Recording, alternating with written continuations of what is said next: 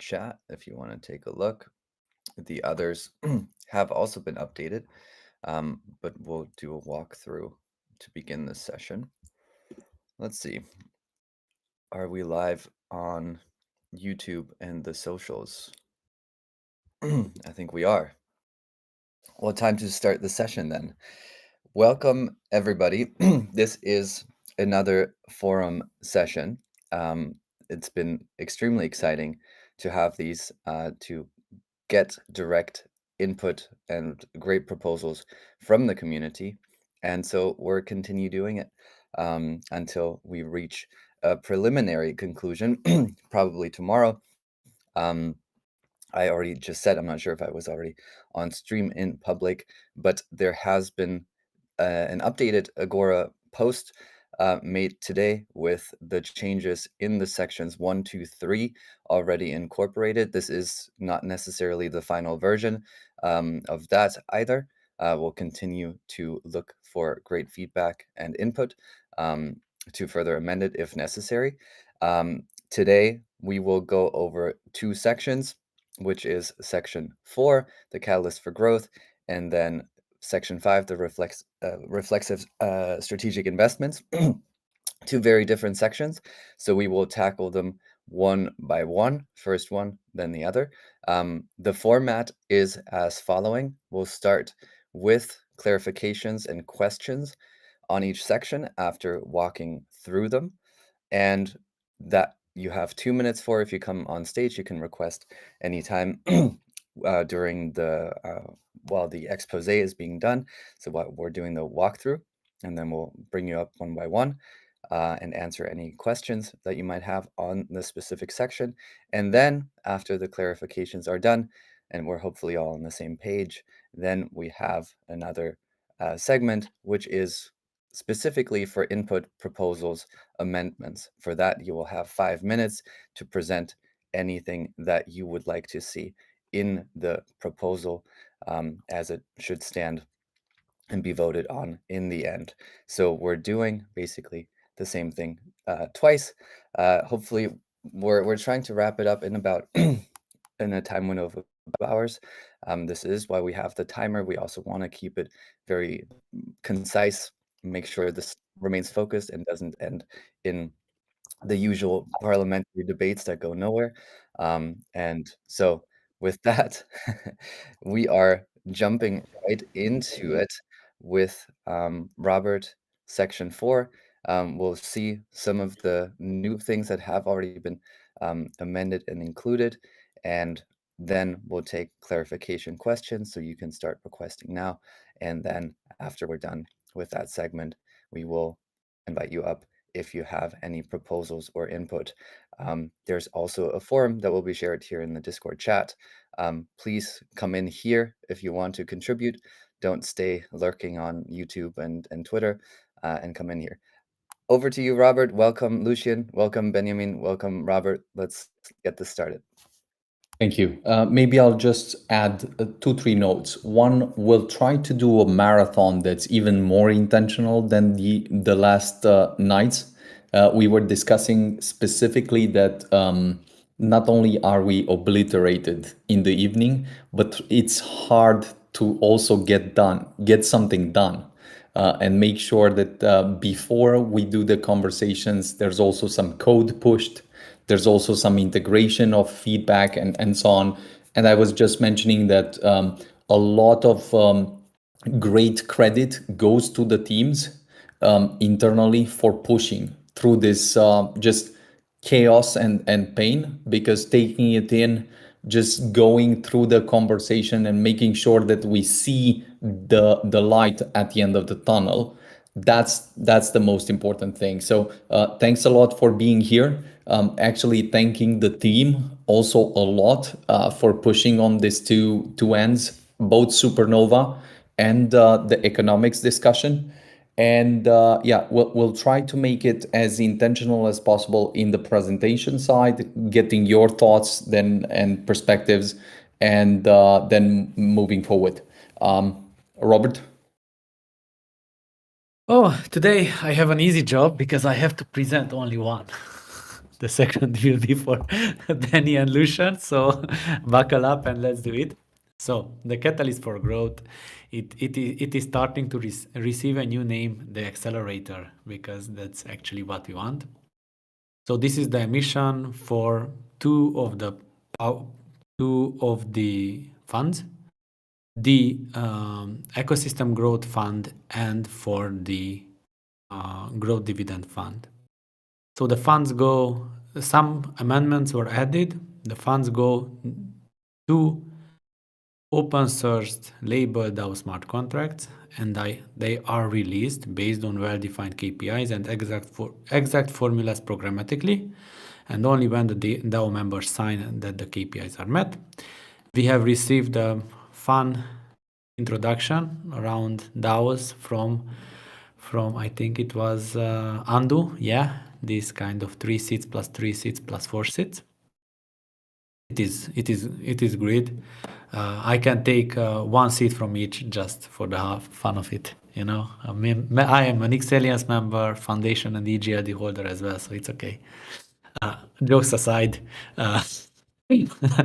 anyone who joins that DAO has to work. Like literally, I like if there is something to be reviewed, they have to review it and do the Excel. Not joking around. So choose your DAO members concretely, and then the ecosystem growth fund, which is for the builders. There were questions around how do we ensure that these funds are not used incorrectly, and how do we make sure that they are deployed into builders and protocol, or builders who are creating what is needed on the chain. So a few KPIs defined: user adoption, on-chain activity, economic impact as total value logged and protocol revenue generated, and community growth. Those are numbers which are measurable. Around this, a KPI set is defined and it enters into some milestone-based grants. And this is done with the growth games as well, where projects have, let's say, they request $100,000 or something like that in tokens, and then it is separated in 5 or 10 tranches, and the project has to define how he wants to achieve some of the milestones, and the DAO has to sign it off that, okay, I like this. And all this can happen publicly on contracts. So every token which actually enters this is locked, and it is released only when KPIs are met and they are released for builders who demonstrate impact. So this is how this thing should work, and managed again by the DAO. The second part of this was the growth dividend fund for users, 20% of the emissions accordingly. And here you have to add a few safeguards left or right in order to make sure that the DeFi is at the level it's supposed to be. So for anything to enter, it is liquid staking, DEX, lending, or any other, it has to be open source, audited, secure upgradability. Like they have to have multi-signatures for the upgrades. Those are defined things. And then it has to have a clear alignment of economics with the on-chain economics. Lucas said that on-chain should be on-chain. So auto flywheel mechanism, preserving revenue in a decentralized and transparent way, funds to stay on chain, to have a treasury contract, and extractive mechanisms actually can be penalized by DAO and suspend full the distribution. Again, the DAO decides one of these things. The core principle for boosting at the current time is that the staked EGLD, or the liquid stake token, acts as a prerequisite.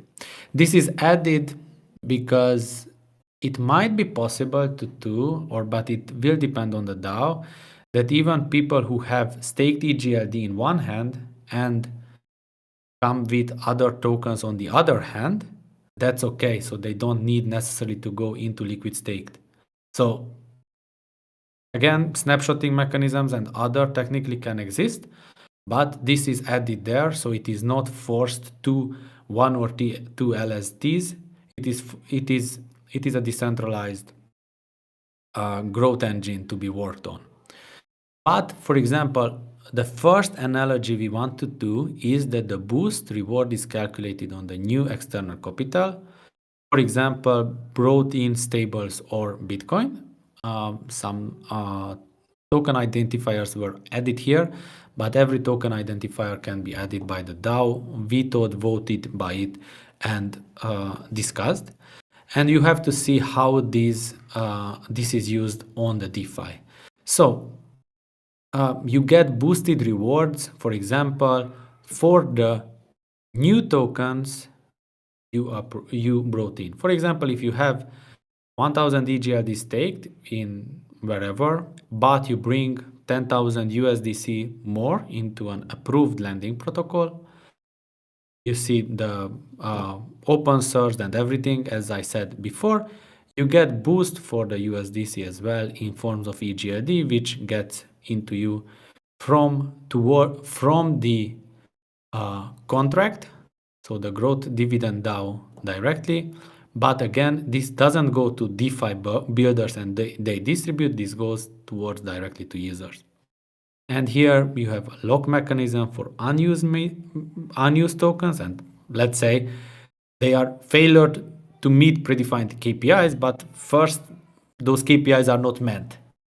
So they are locked by default and they are released, and only if the KPIs are met, and then this rewards ecosystem liquidity, converting staked capital into active economic drivers.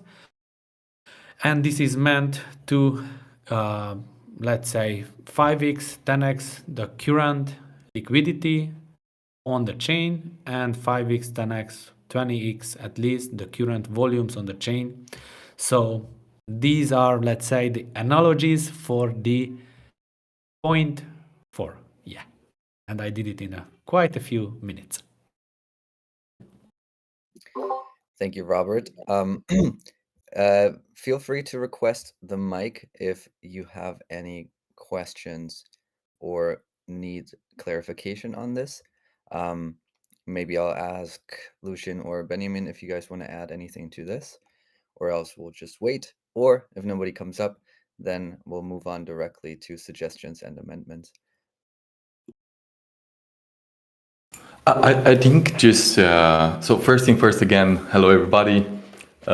Day 700 on the Agora process. I hope everybody's still having some energy and pushing through. I think maybe just what I wanted to add in a bit, maybe a recap of what zooming out beyond just this point and then zooming back in is, I think we have 5 steps that we're going through. That's the way I would look at it. It's on the one hand, the first is a new economic engine, right? That we're talking about, generally speaking. Then as a second point is, I think what we're talking about is the fuel of the flywheel and actually putting the fuel in the engine.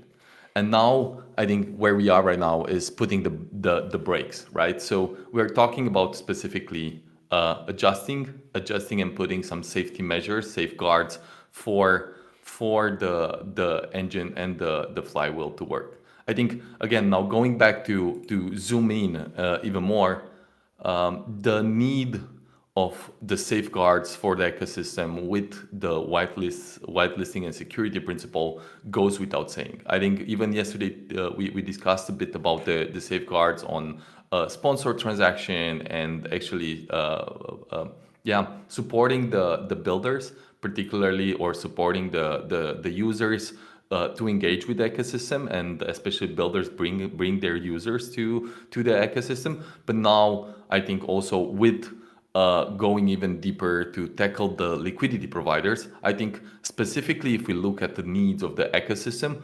there was a very big demand on the liquidity providers and especially stable coins within the ecosystem. Now, on the one hand, again, zooming out for a second, we have the several discussion around integrations and what is needed in terms of infrastructure, issuers, stablecoin issuers, native stablecoins, and so forth. Secondly, there are bridges. Okay, this is not me making it yellow as earlier today, but now again going back Some to anonymous somebody is doing it, but no problem. no worries, no worries. But now actually looking at clear incentive for bridging, how this happens, this comes very close actually to what's needed. So again, on the one hand, we would want to double align on the EGLD holders and the participants that are active inside the ecosystem and adds velocity for the entire revenue stream and flywheel for the ecosystem. And secondly, also for the new external capital, as Robert mentioned, such as USDC or WBTC or any other trending coins that we want to see trading actually inside the ecosystem. And I'll go here with a very interesting discussion that I've been having a bit around what could we do for the ecosystem to increase revenue.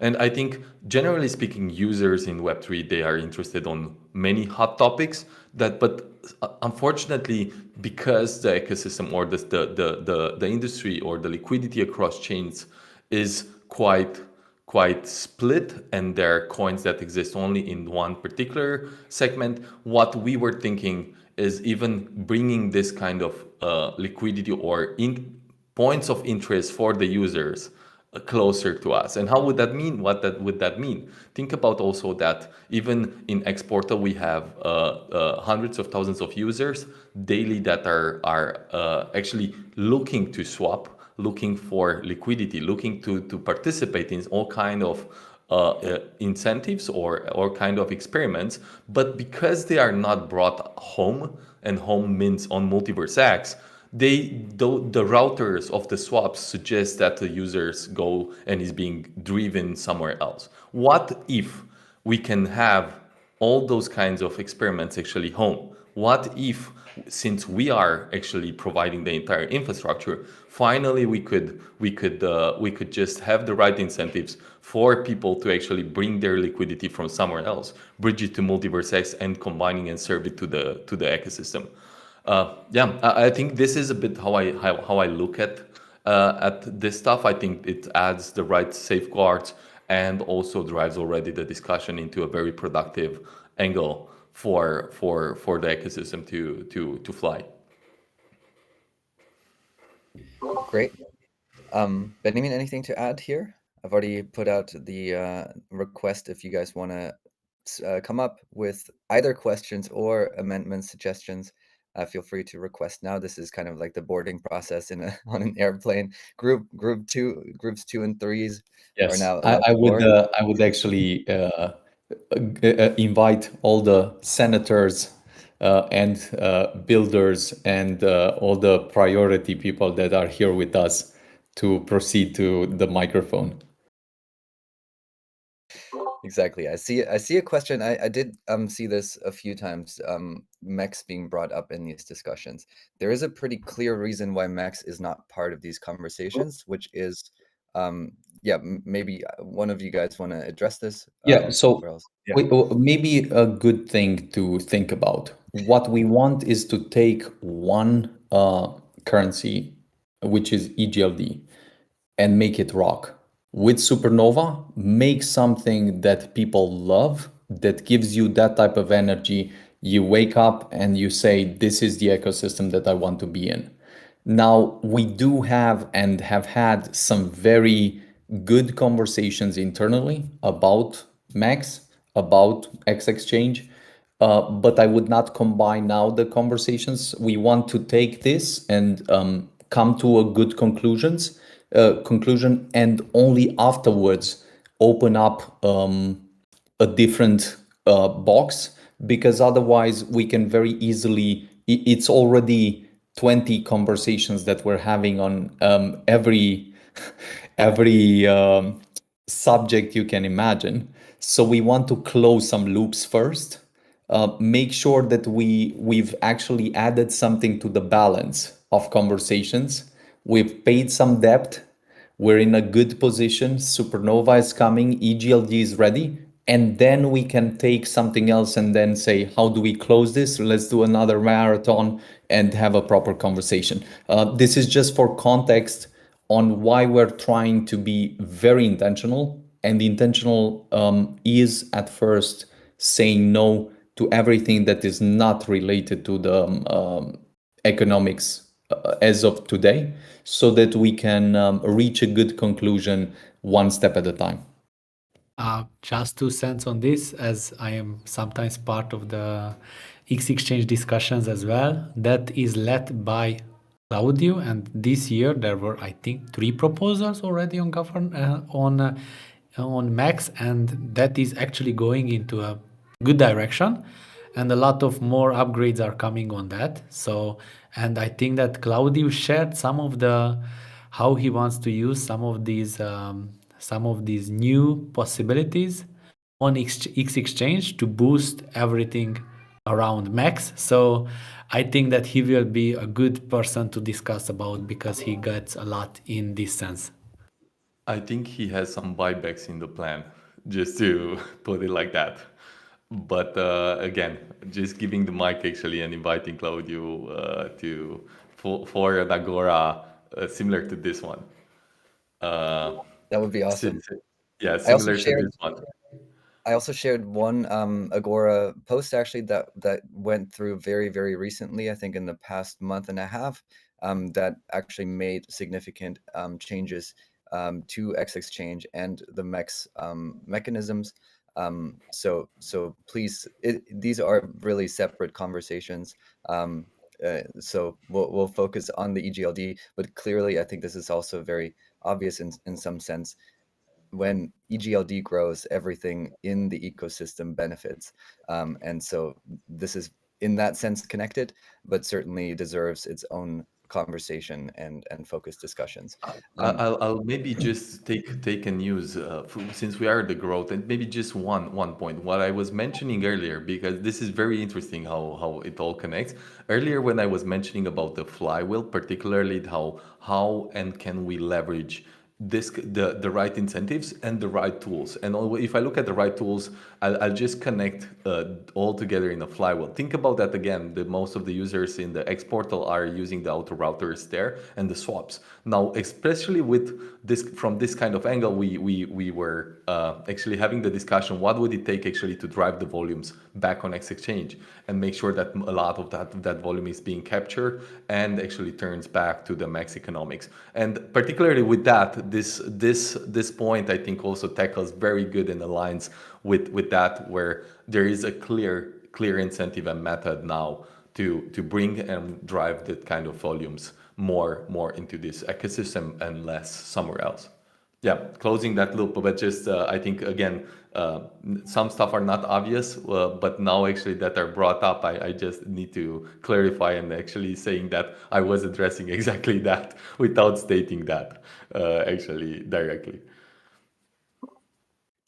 Maybe Robert, I see a I've question in. responded to that there was a Okay. question about when will these funds be burned. I say that every year in the governance module, when we discuss the distributions and everything for the next year, it will be an exercise to decide on the burn of the unused tokens. I hope that there will be so much growth that we don't need to burn, but it's everyone's job to actually fight for those funds, fight in a good way to compete and to build towards that. There is a lot to be built. Great. I will do a last call for suggestions and amendments because we do have a whole nother section to go through, and perhaps there is more to discuss on the other one. Only one way to find out is to to move on to it. So we'll give maybe a few more seconds. If we don't see any hands up, which there are none at the moment, then we will move on. I will remind everybody, I just posted this again in the chat as well. There is a form if you're not confident enough speaking English, or there are some other barriers preventing you from speaking up right now. There is a form available for any suggestions, input that you do have. Saw a question about this form earlier, like, does anybody look at it? Yes, the entire team actually is shared on this form. The all the team leads are actively reviewing this form, and I also mentioned that Robert and Lucian bother me to give them the best input from there on the daily or hourly, actually. So if there is anything that you want to get off your chest or into the proposal, then please use this form or speak up now. And I think with this little speech, I've bought us enough time to move on to the next segment. Let's talk about the reflexive investment strategy, Benjamin. Yes, so I think that this will be left to Benny in general, but I just mention a few things which were added, and probably another set of things will be added in this today. If it is approved tomorrow morning or tomorrow in the call within the team, then it can be shared. I would not say tomorrow morning since we want to also discuss on it. Yeah, no. Tomorrow morning is the internal review, and after that we go into the next phases. What was added is the goals for each of these three um, steps, each of the three buckets, and then it was clearly added that all the lock tokens are clearly labeled. They are in multi-signature smart contracts and they cannot be moved. All of this is ensured programmatically on the blockchain. Wow, something happened. No, I just You I suggest please a little bit later. yes. After the Could share. not help myself but edit the doc a bit. Thank you. Please go ahead, and then I'll complement. And the used token, so whenever they are minted, they can receive only the 50% of the simple staking commission, but that can only happen if there is an approval from the DAT and ETF that staked tokens to be used. I think that Ethereum received only just last week the approval for Ethereum, and Grayscale received it. So that's a process to be thought about. So even if when these are minted, the inflation will actually drop even more and even more as the things go on. And again, just around the process about, let's say, how this, there are no mint keys. There is no admin key or whatever on the protocol which can create such a thing as minted e-gold. There is no such a thing. It has to be coded at the protocol level. We didn't discuss about how it will happen, but initially maybe it will be just a multi-signature smart contract with locked tokens as ESDTs, which are not transferable and they will stay in labeled multi-signature smart contracts. Other than that, we can discuss later as the time goes on. That's Awesome. my all points in this. I leave Awesome. the master of this. No, it's great. Thanks a lot for the notes and context, Robert. So first, I would almost like to zoom out a bit and do this conversation specifically, maybe zoomed in on the DAT. Because we've shared a lot of maybe context, a lot of ideas. And for most of the people in the community, maybe for most of the people here, these concepts maybe take a lot of CPU at first to get. And then it's not immediately obvious. Why are they vital? What do they bring to the conversation? Why are we pushing for something like this? And so I'll just share a bit the context here, and then I'll go to the entire document. We believe that DATs are a kind of breakthrough vehicle for financial engineering that, in very plain language, specifically connects crypto assets, crypto ecosystems with the New York Stock Exchange. Now, I'll repeat that. DATs are vehicles that offer a breakthrough in financial engineering that connect crypto assets and crypto ecosystems to the New York Stock Exchange. And why is this crucial? Because we believe that the problem we've seen in the space, the problem we've seen with MultiversX and with EGLD and so on, has not been supply driven. In other words, it has not been that the supply was not capped, that inflation was too high, that all of these details. It was simply demand driven. The bottleneck was, how do we add more demand? How do we plug in big liquidity into it? How do we attract awareness, showcase the technology where it matters most? And in today's world, there's two case studies that we can take. One, Bitcoin. Believe it or not, Bitcoin, with its entire narrative, architecture, economics, would not fly if it would not reach a tipping point. So if Bitcoin would be right now at $1,000 after this 15 years, people would not be as excited about it. I'm stating the most obvious things in the world. But then the question is, what vehicle has boosted the entire adoption for Bitcoin during the last 5 years, more perhaps than any other vehicle? Well, it turns out it was MicroStrategy. It turns out it was a DAT, maybe the first DAT actually in the world, that has done this for Bitcoin with great ingenuity. So the timing, the way it was structured, the way it needed to function for years, so that right now we discuss about it and everyone is trying to replicate it. Just think about that. Now also think about, very simply and concretely, what it has meant for Michael Saylor to buy Bitcoin at maybe 10,000, 15,000, 20,000, 30,000, 40,000, and we're now at 120,000.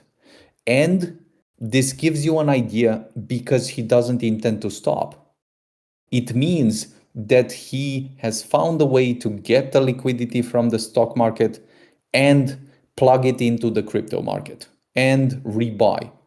And that he understands may be the most effective way to attract attention, to speak the Wall Street language, to speak the language of the world, which wants prices to explode, because prices in economic terms are just information signals.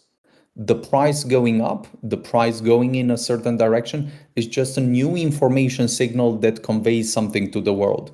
So now coming closer, what has happened beyond Bitcoin, where it turns out that the crypto market has caught up, the investment banking space has caught up, and since the regulation is now in place and the market structure is now in place, what this means in practice is you can set up these companies that have the sole purpose of raising capital from the stock market and deploying it in the crypto ecosystem.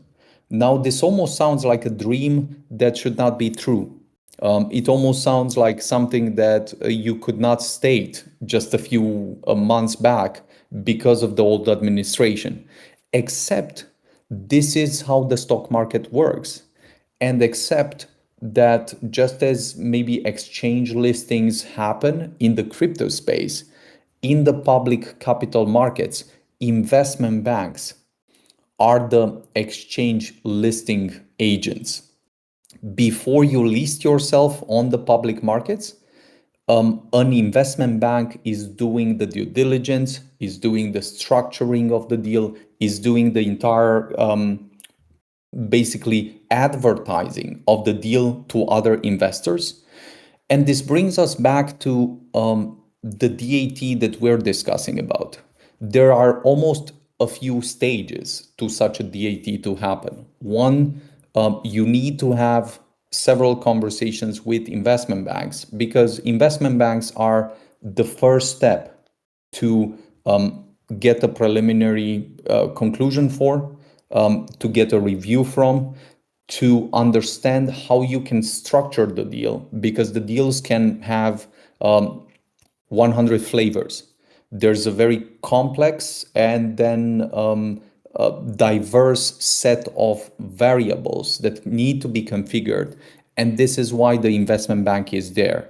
The investment bank is there to reprice and repackage risk, as it's called in technical terms. So I was mentioning that the steps are: first, a discussion with the investment bank to understand the steps, to understand the timeline, to understand what's needed so that you can structure such a deal. Second, you want to stand up such a company and be able to get some investors on board.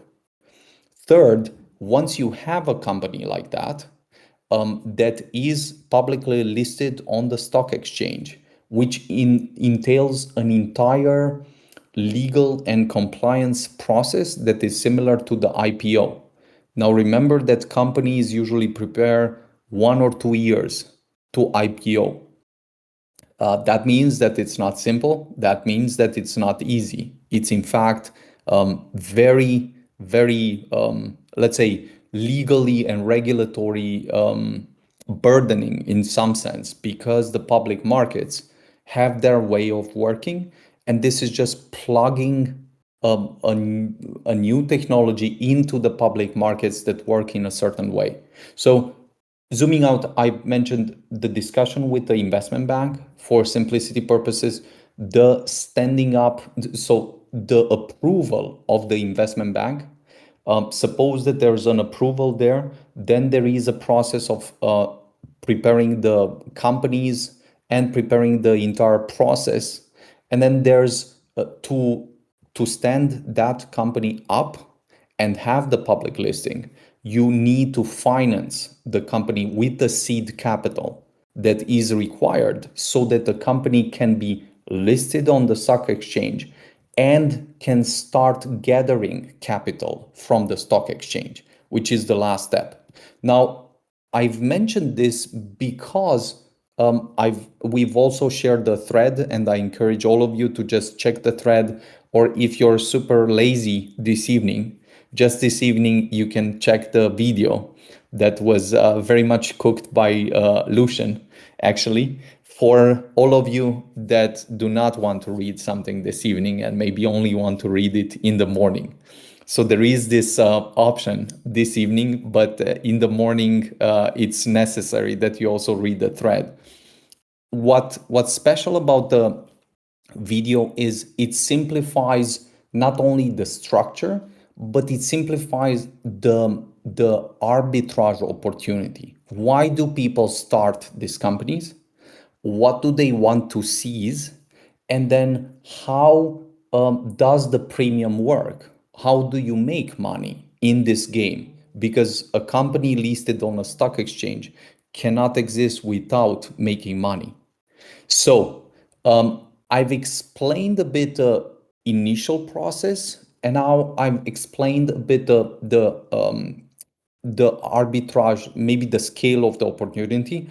I'll only explain the last point, which is the making money. There's almost two lenses that you need to look at. Why would a crypto ecosystem want such a vehicle? That's one question. And then second, why would a company exist to only own digital and crypto assets? Why would it do that? And I'll answer the first question first.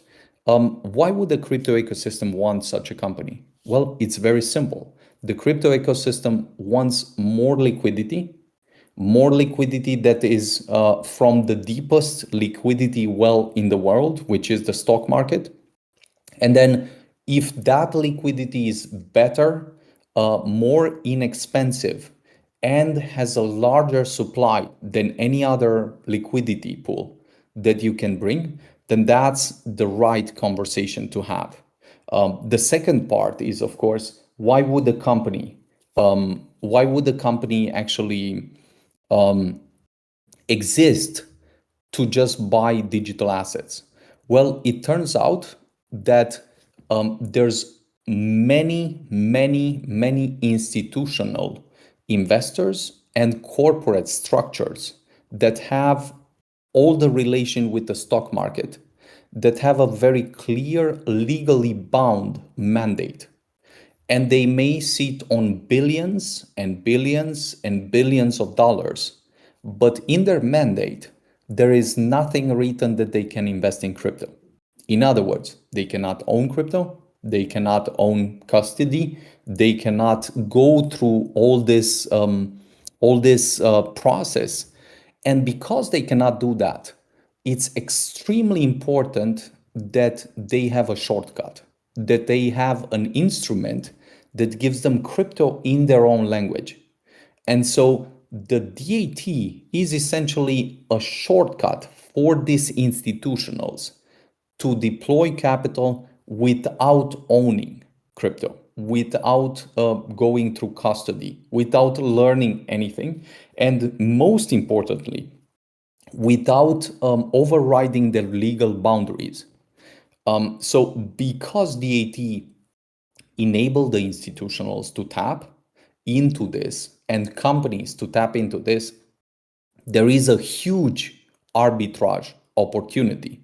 And MicroStrategy understood this when it understood that it will basically, MicroStrategy has outperformed Bitcoin. Just for your context, MicroStrategy in this entire time has outperformed Bitcoin, and that tells you a lot of why the stock market wants to buy MicroStrategy as a proxy to Bitcoin. Now, it also tells you a lot why a company would want to buy the stock of the EGLD token, actually, because it's much simpler, because that's what they've been doing for tens of years, and because it's a great opportunity that doesn't require them changing anything on the legal side, on their protection side, and it puts you in their space where they're covered, protected, and they know exactly what the risk and measures are. So, stopping a bit here and zooming out, we've discussed why a crypto ecosystem would want such a company. It's simply because of huge liquidity pools that effectively just accelerate adoption. If this type of liquidity would take you 3-5 years, now you can potentially lock it in much faster if you can access that type of capital through the stock markets. Second, we've also discussed a bit where the opportunity lies for these new companies to create instruments listed on the stock markets as proxies for these digital assets. And so making that premium means that you can raise money on top of the premium you own and buy more of the token. Then integrate that premium again, the new tokens you have bought, and then raise more money so that you can buy more token. So all I'm stating here is something that is very clear. And so I'll just share the screen a bit, maybe, and just show you this visual. And afterwards, I'll go to the entire document. Let me see. 1 second.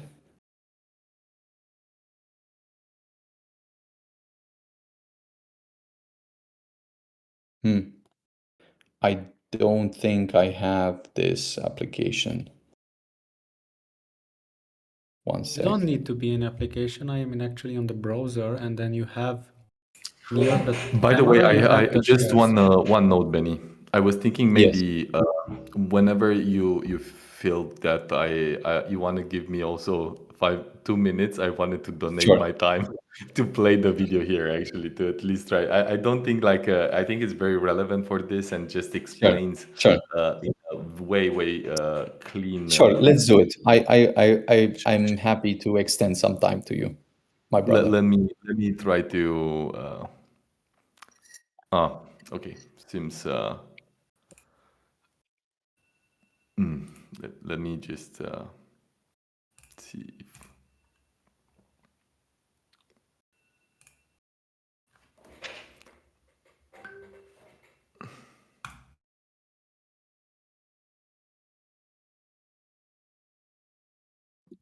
In the meantime, I will remind people that if you have an intervention, you're welcome to request the mic and come up here.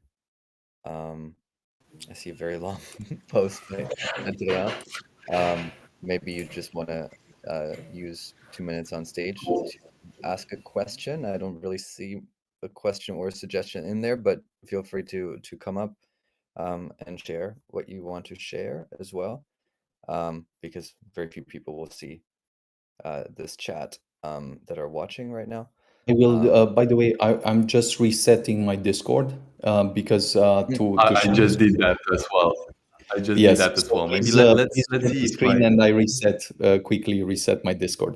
See you I'll soon. watch you okay. over. Okay. Is it fine? Should we try to play it? Let's see if it gets the sound right. Let me just know if it works. Works?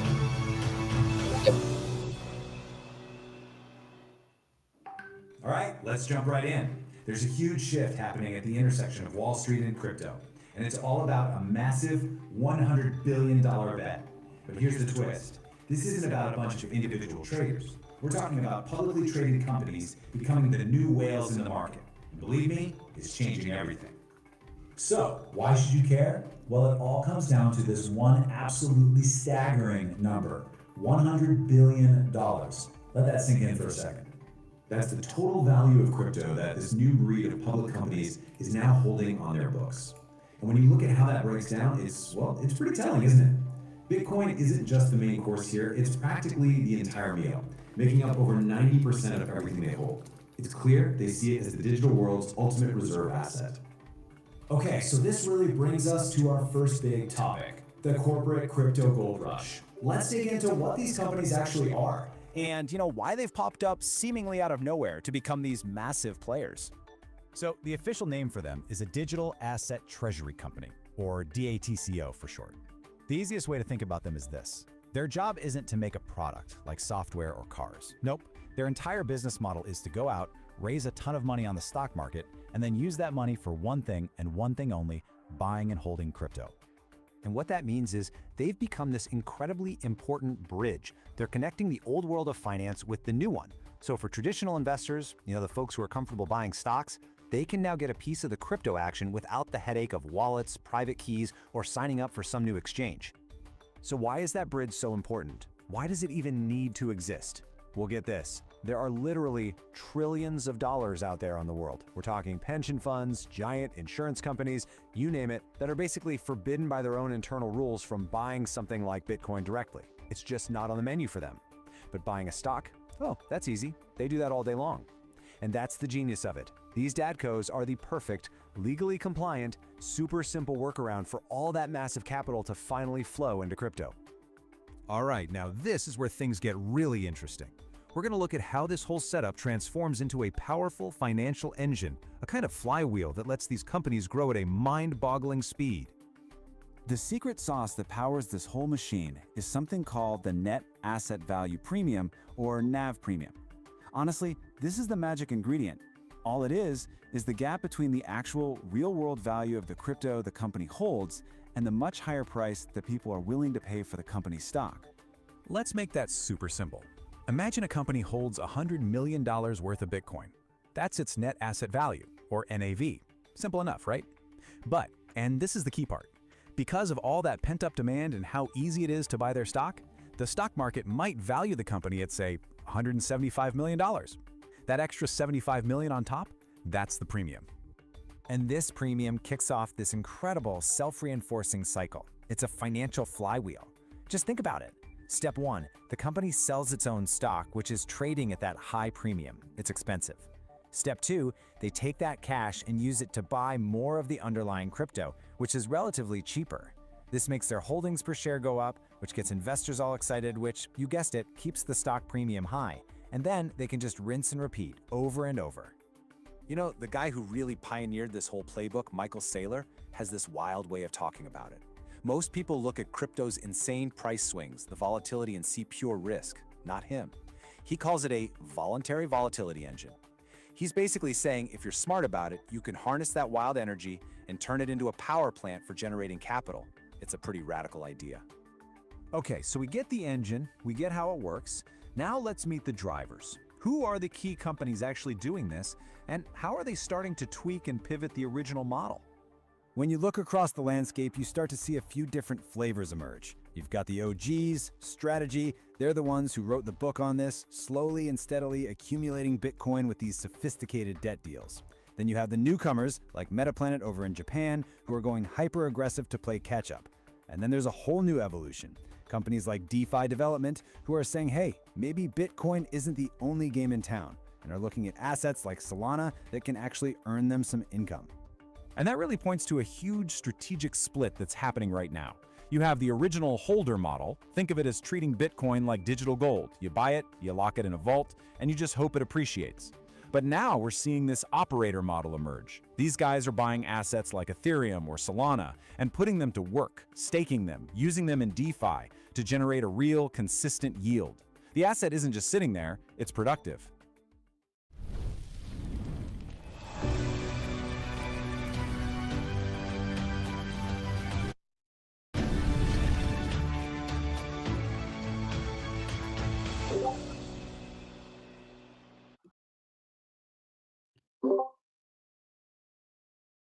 Yes, Any, thank you. yes, Lucian. I use all my time. I used all my time for tonight, so I will mute myself again. But I think this was it explained better than I could with my simple words. Thank you. Very much appreciated. I will just go briefly through the doc and first share, let me see. I've taken one document.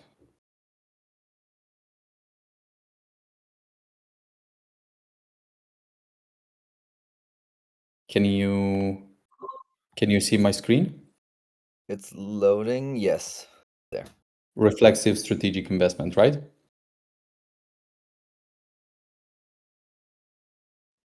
Yes, sir. Perfect. I will just mention the obvious things first. So all the points discussed here are done with locked tokens.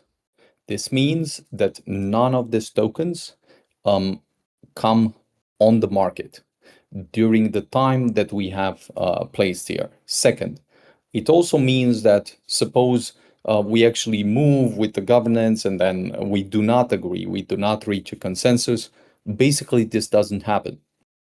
So both the points where it goes forward and the point where it doesn't go forward are very much covered in a way that is very strategically aligned. And so having said that, the most important question here is almost how does this differentiate from the points that we were discussing in the other chapters? Well, they differentiate because these are usually things that we do not control, that normally you cannot execute on. We have some levers like the staking mechanism, like the builder and revenue generating mechanism, like the growth incentives that we want to put in so that the network expands. But these are all outside flywheels, outside levers that actually are almost connectors to the network and leverage everything we built in a way that are specifically designed simply to accelerate adoption and attract capital and lock in more token supply from the network. And I'll just briefly go through the buckets. We've now explored the DAT, and the DAT we've mentioned as the sole goal to repeatedly raise money in the capital markets, on the stock market, and gradually buy a larger supply of EGLD tokens on the market or to different means, so that, and this is an amount that will be changed, but the point is that the sole purpose of this company will be to amass as many tokens as possible and to accelerate the adoption of the entire ecosystem. That's one point. Now the second point, I'll maybe take the ETF, and then the third point I'll take briefly the MBX Labs. ETF has a similar structure, and the sole purpose is to offer again to people some very concrete steps such that institutionals can access MultiversX.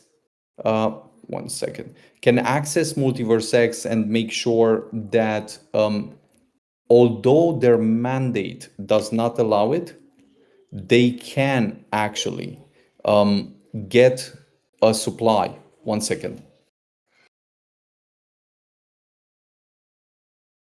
I think I am under siege, so I'm just going to close the door here and come in 30 seconds back.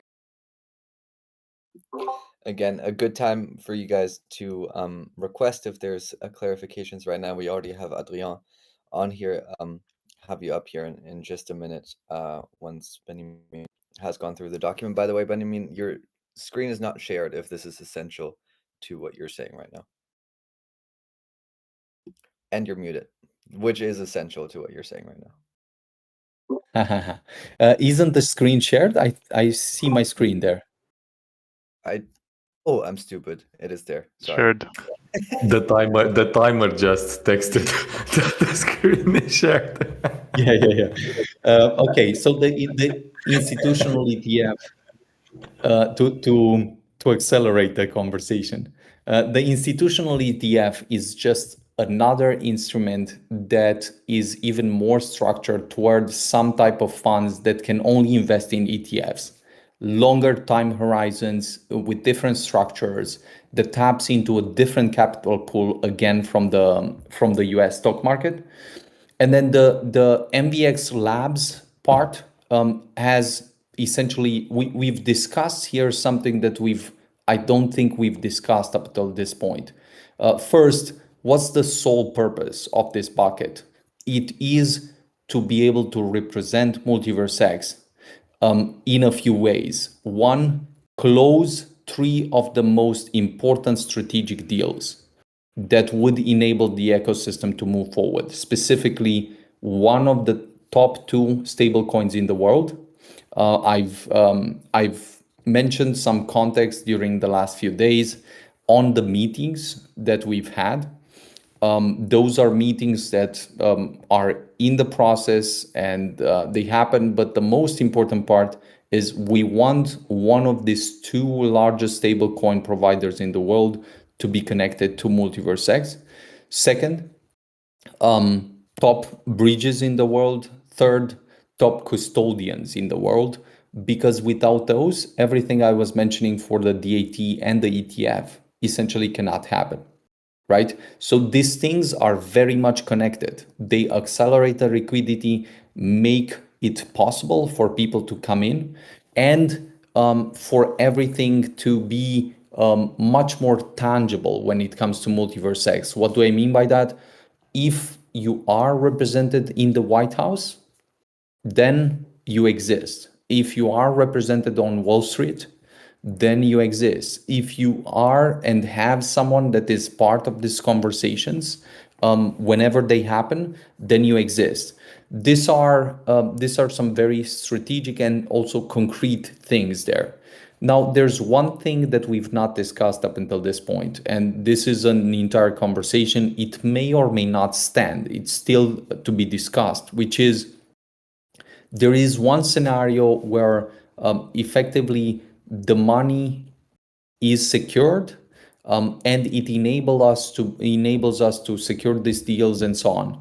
There's also a way, maybe, where half of the money is used for the deals and for the rolling out of the steps in the US, and potentially half of the money could be used as a buyback mechanism to just reinforce what we're doing with step one and step three. So with the DAT and ETF, effectively, we are standing up two concrete buyback flywheels that will reuse liquidity from the stock market to buy the token.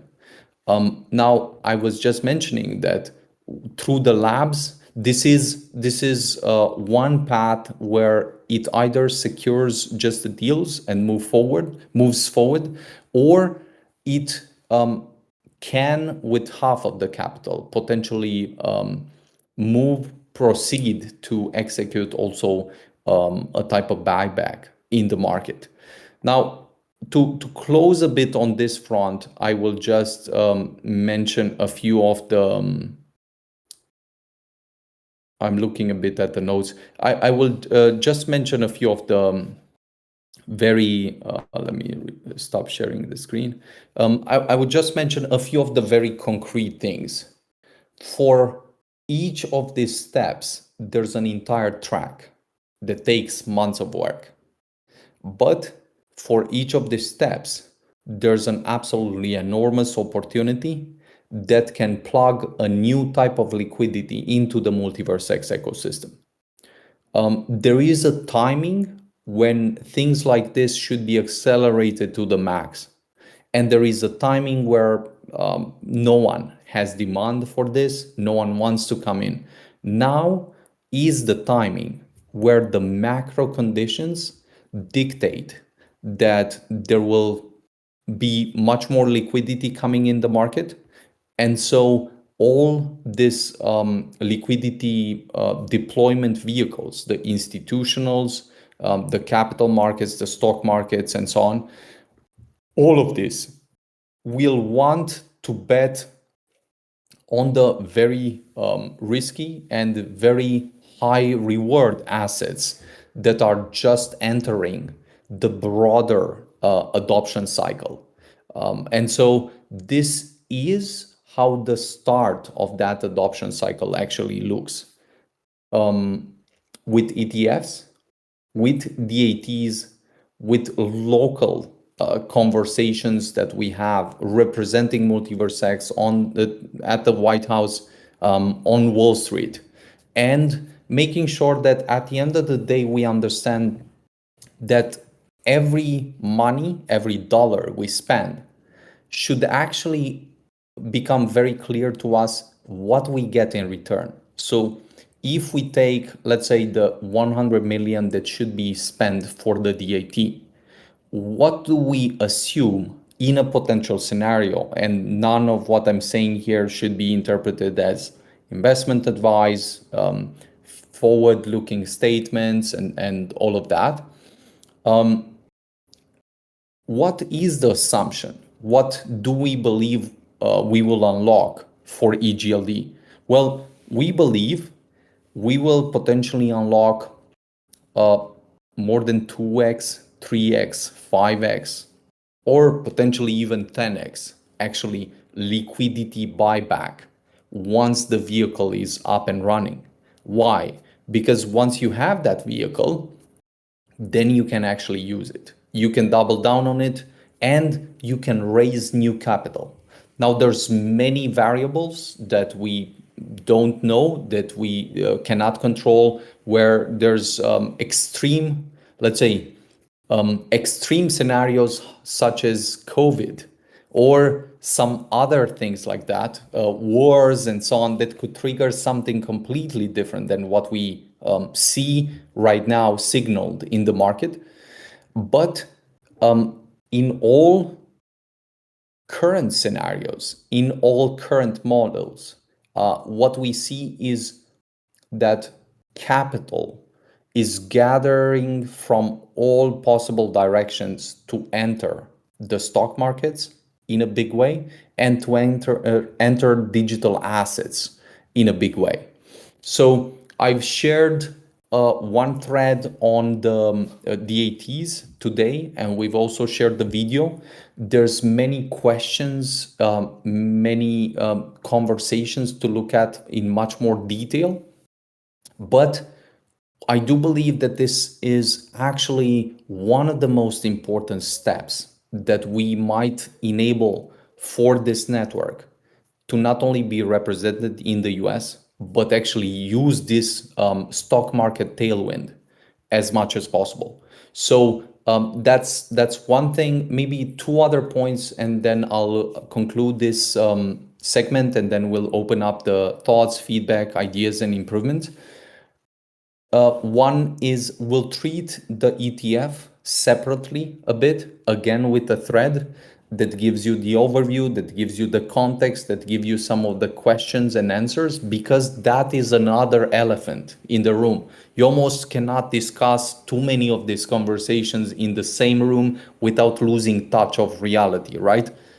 This is important to differentiate a bit between them and treat them very clearly, where we're giving them space so that you can process them, see how they differentiate, see what they add, and see how they compound, what they bring to the EGLD ecosystem. Similarly, we'll discuss and share some context on the MultiversX Labs LLC part, what that brings, what it specifically and concretely enables, and then what it unlocks for the MultiversX ecosystem. Stopping a bit here, first of all, maybe Lucian, inviting you if you want to add some thoughts and so on, and then Lucas. Definitely. I have prepared a half an hour presentation as well, but no, joking. But just to go back on point, I think there are a couple of questions here that I've picked up from. And I'll get backwards. So is DAT confirmed for MultiversX? So let me first take the reverse part of that question. So are we going to use and mint the funds if a DAT is not confirmed and is not gonna happen? No, I don't think we're gonna, and there's no need to do anything like that. I hope this answers the question ultimately, more than just confirming that or infirming that, but also tackling the elephant in the room. Benny, please correct me every time if you think that there's anything but to be added. Now, second, I think there are a couple of stuff that needs to be and will be improved, and definitely needs to be improved in the document as we speak. And ergo, the discussion around that today is to figure out what are the points that are the most pressing ones for the community. Just restating that. Now, back to a few parts, operation parts that I think are again very critical for the users and for the entire ecosystem, actually, to understand how much towards a transparency of this kind of vehicle is to be expected.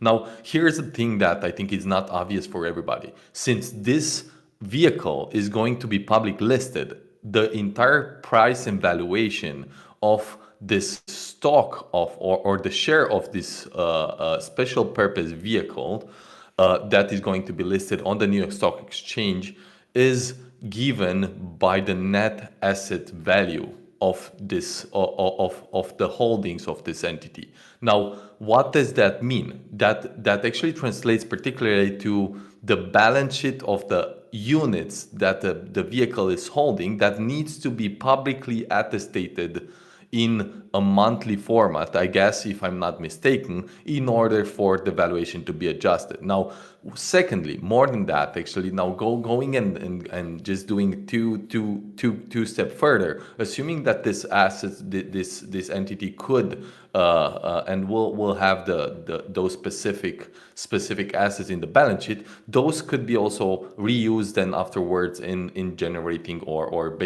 in simple words, being staked, for example, inside the so, or let me restate this. What if those assets would be staked? Now, in case those assets would be staked, would they generate illiquid rewards? No. I think that a right way to look at this is also that all the generated value would be remaining to be priced or to inside the vehicle to maximize the asset value of that share, which will translate to more liquidity for the buyback vehicle. So this is just a few of the closer operation that I think just looking from outside are extremely critical, especially for this kind of stuff. Or then I think also another question would be who would control or who would operate this kind of vehicle? Now, let me also clarify this one straightforward. This is not gonna be me or Benjamin, and nor will it be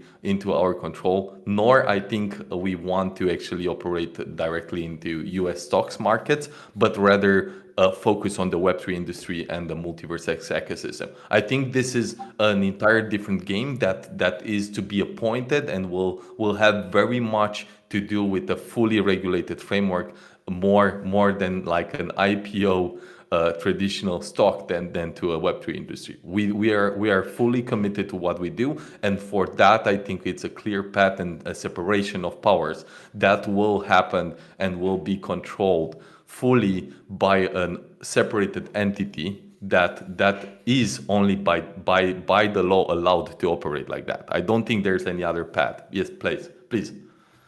Maybe just one complementary note, because I think the point is being committed, just to complement, being committed on MultiversX means that even if we need to take MultiversX to Mars to succeed, we will find a way. So if it needs that us to learn some new things and try some new things and so on, that's part of making MultiversX succeed.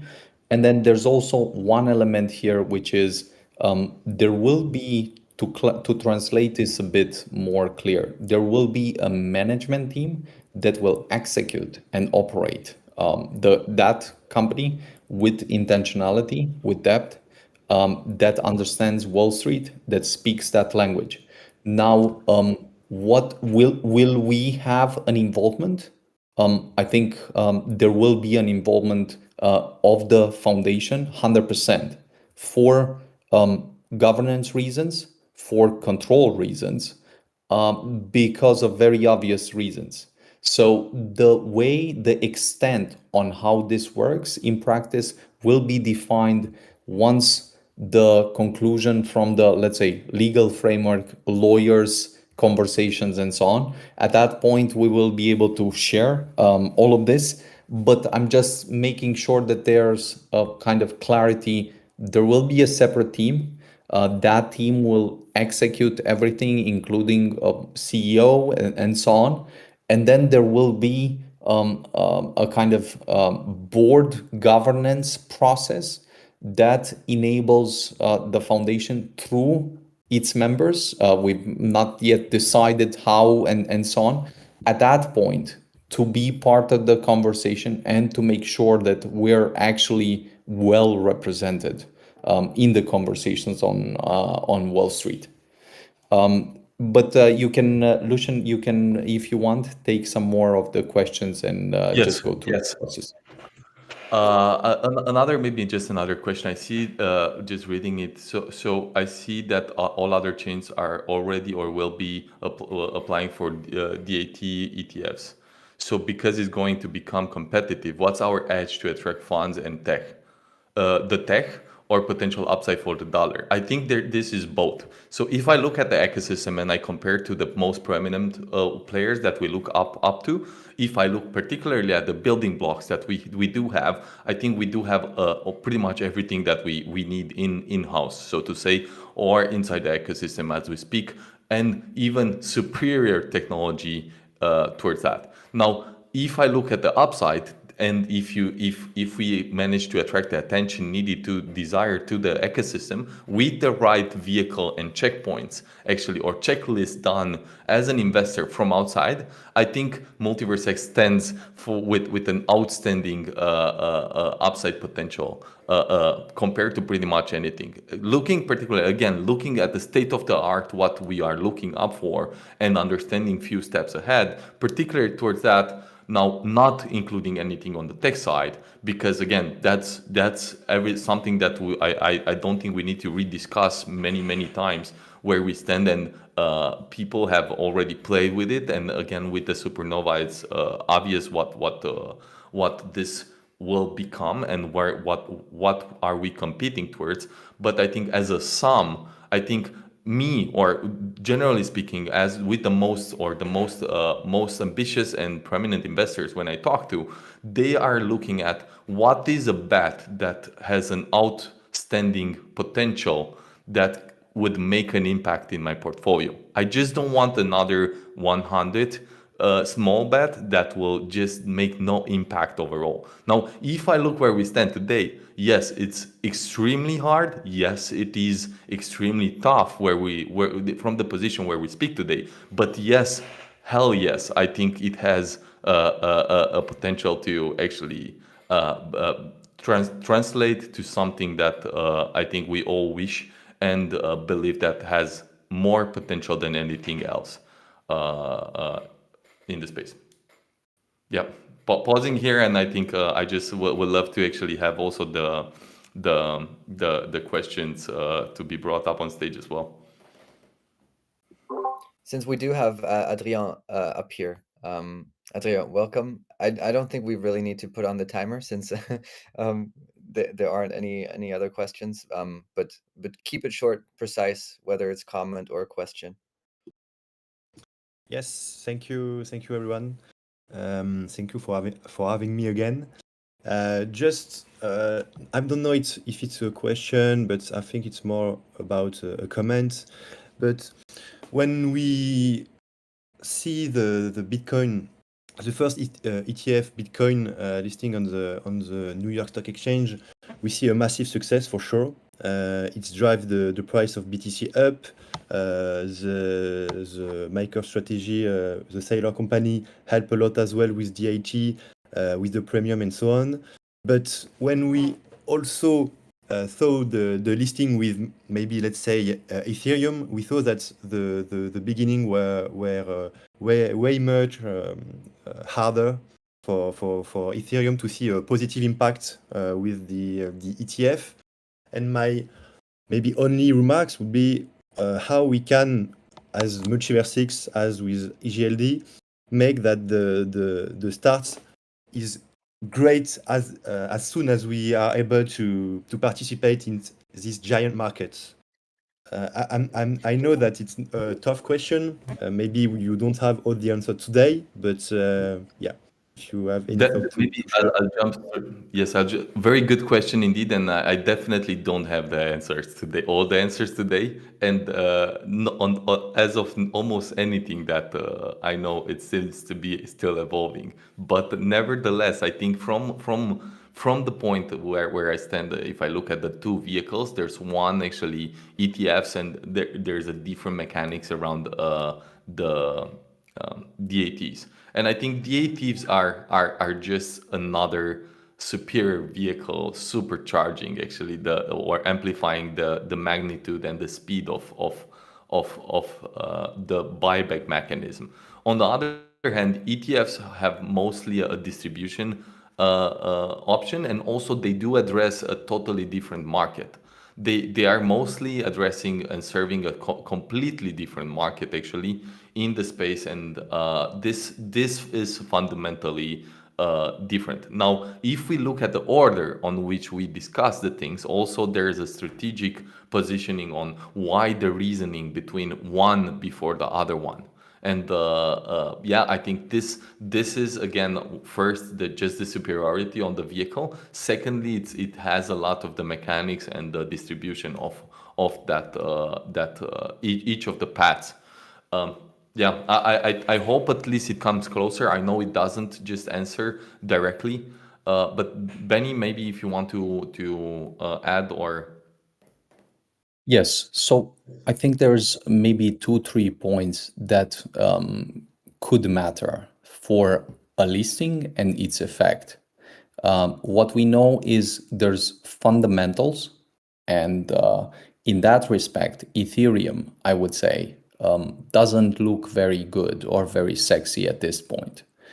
In fact, Ethereum has been suffering as many projects in the space, and I'm not throwing a rock myself because we're not in a, let's say, good position from that angle. But it has been suffering in a way where the attack that Ethereum had was that it's a stable coin. That basically people that have been holding Ethereum for whatever time have not gotten any upside.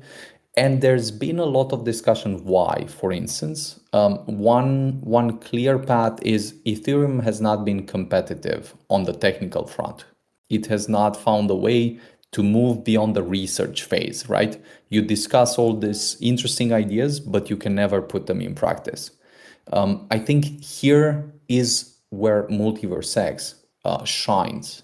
We're not only here to discuss things, it's fine to discuss them. It's great, in fact, to have dialogue, have conversations, but we're actually here to build something that has not been built faster, better. And we believe that if we do this and if we plug this technology then where it matters, people sooner or later will realize that by comparison, this is better. So that's one lens where I think we stand out, especially with Supernova. Second, there's an element of narrative, of course, in marketing. So how do we ignite that flame? What is the edge that we want to tap into? And I think, again, here with Supernova, we are trying to close the loop on the economic side, because the economic side is one thing that speaks to the people. So as the funds and institutionals and DATs and all the people look at this, the ecosystem, the tools, the user experience, and attractivity, the sexiness should be through the roof, stating to them essentially, if you have $1,000, this is where you should put it, because there's technological upside, because there's adoption upside, and so on. Now, on top of the incentives that I think are foundational for the conversation, especially because Wall Street only thinks in numbers, you may think that they, let's say, also think about the future outlook and so on. They almost think in quarters, not only numbers, but what are the numbers for this quarter? And if they're not good, you're going to get a punishment. If they're good, you're going to get a carrot. And that's good. And that's just a bit of a lens here. And then there is an element of timing. If the market from a macro standpoint is, let's say, bad and the demand is not there, then it doesn't matter. If there is demand and the market is expected to boom during the next months, then every week, every month matters tremendously, because it's one thing to be the, let's say, 100 protocol that has a DAT, or to be among the first that have one. And so that timing and perspective is important.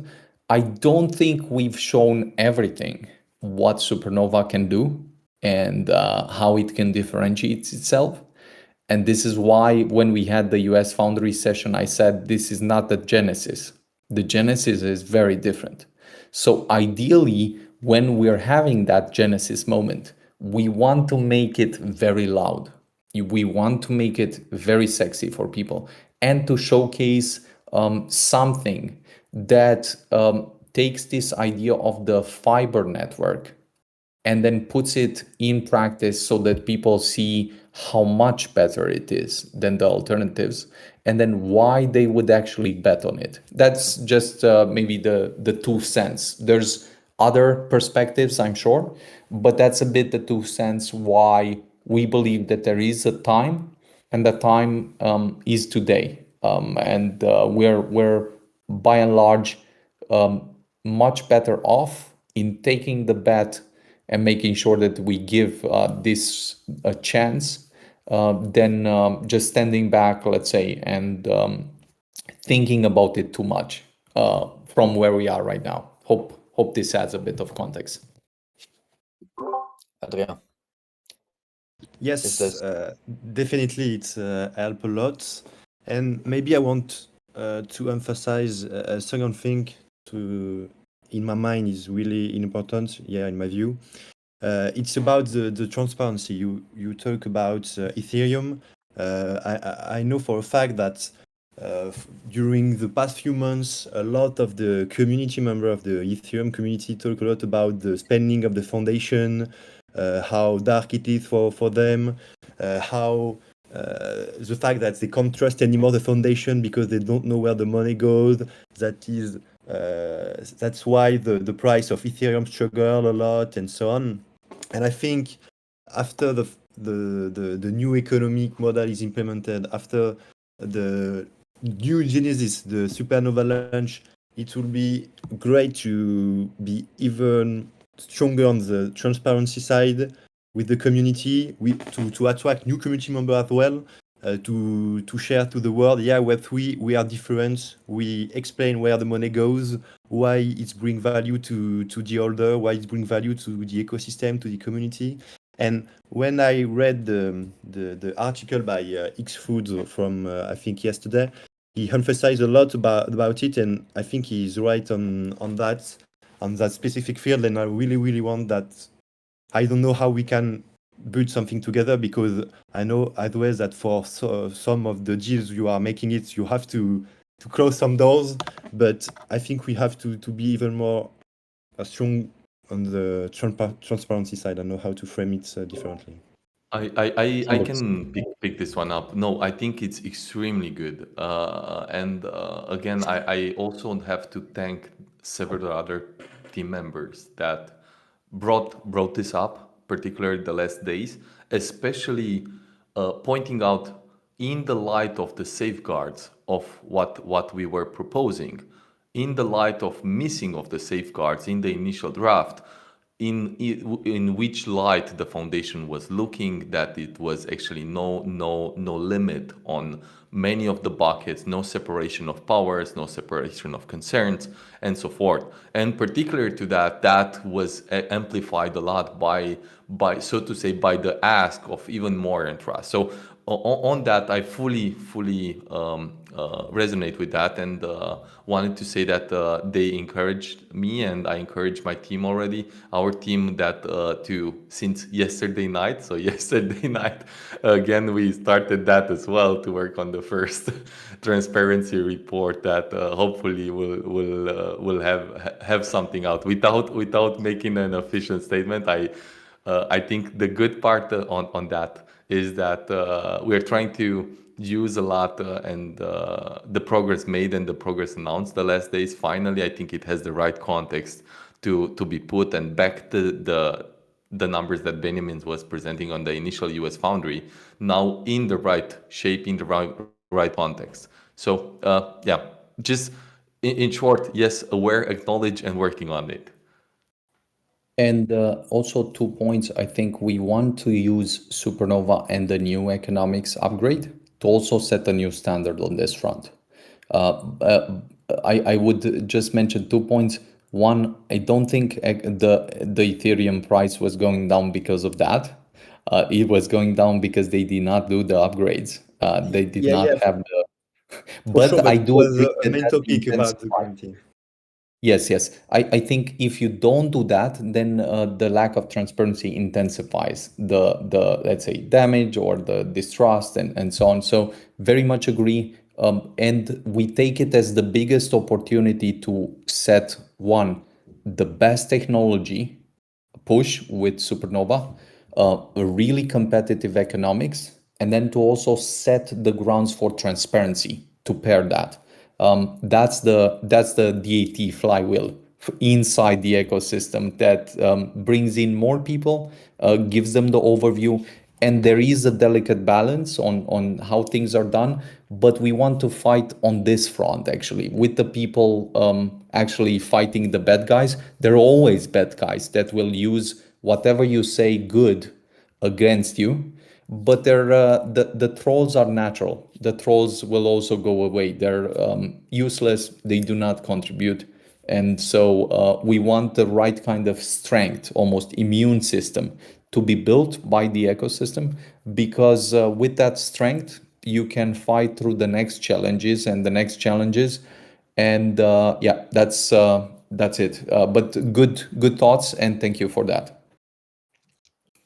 Feel free to ping me, Adrian, personally, on and remind me on that as well. There are a couple of guys already doing that, and I thank them for helping me do the right thing all the time.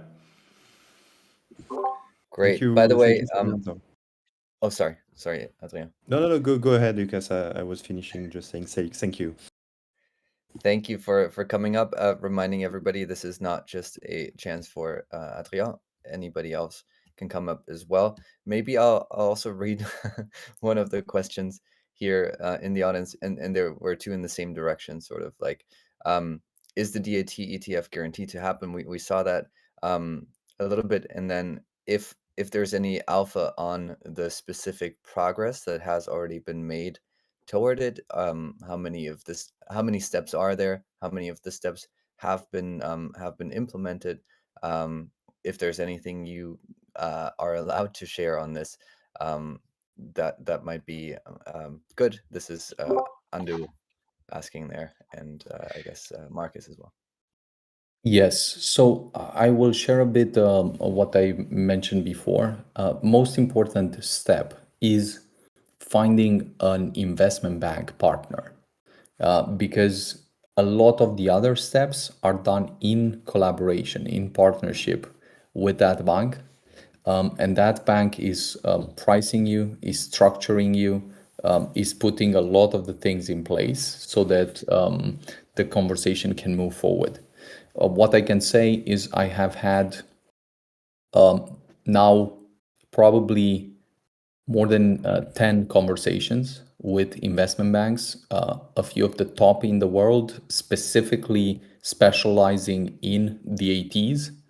And we are at the point where we've clarified the timeframes, we've clarified the steps, and we've also clarified the necessary points, because it's almost like you have two separate threads. One, you need to prepare the structure with the steps so that it can be activated once the seed money comes in. You almost need to say, this is the structural part, this is the package, this is how it looks.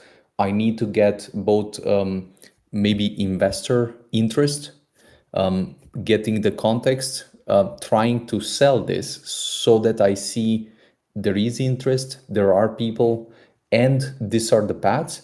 And then I need to get it as close as possible to the point where if it gets the money, someone can really run with this.